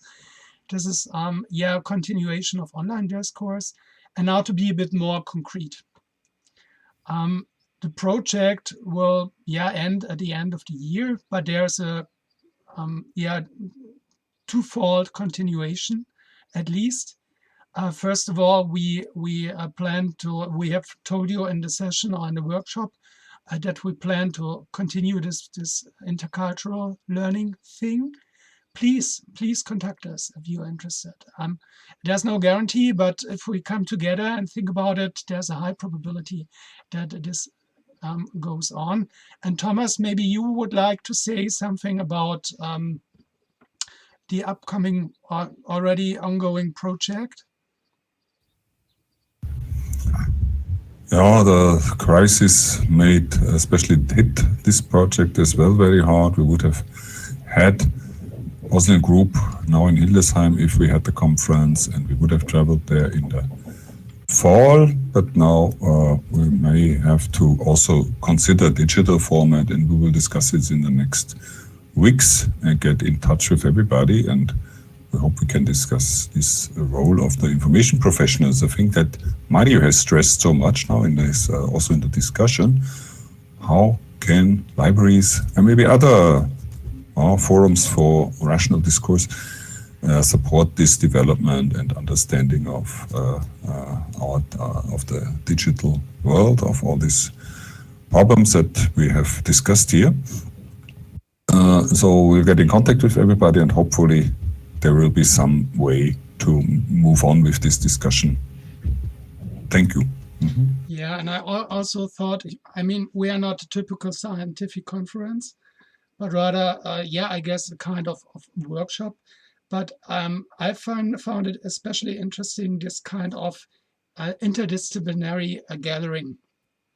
And maybe we can come up with ideas to continue this. I guess we have a low threshold format, and maybe we can continue, but that's for now just an idea. What I also would like to do is to especially express my gratitude to Daphne, Ms. Cheta, I miss the terms here as a non-native speaker, but I guess you very well prepared the conference, and you made it really seem to be more or less stress-free. Thank you for that very much. And now I will end with my talk, and if you three have final words, or maybe some from the audience too, then now is the time. Well, I want to thank all of you. It was a great experience, and I think we can do this format once again, maybe. And I have one more thing I would like. It would be great if you could take part in our little survey to evaluate our conference.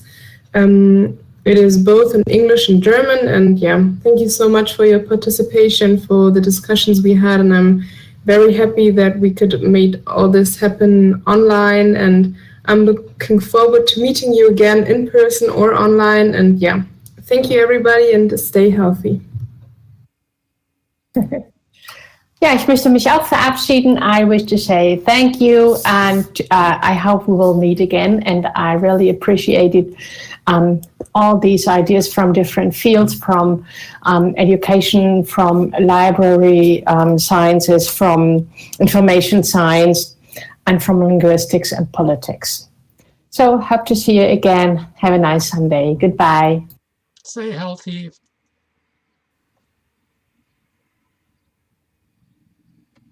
See you some other time. Goodbye, everybody. You are now muted.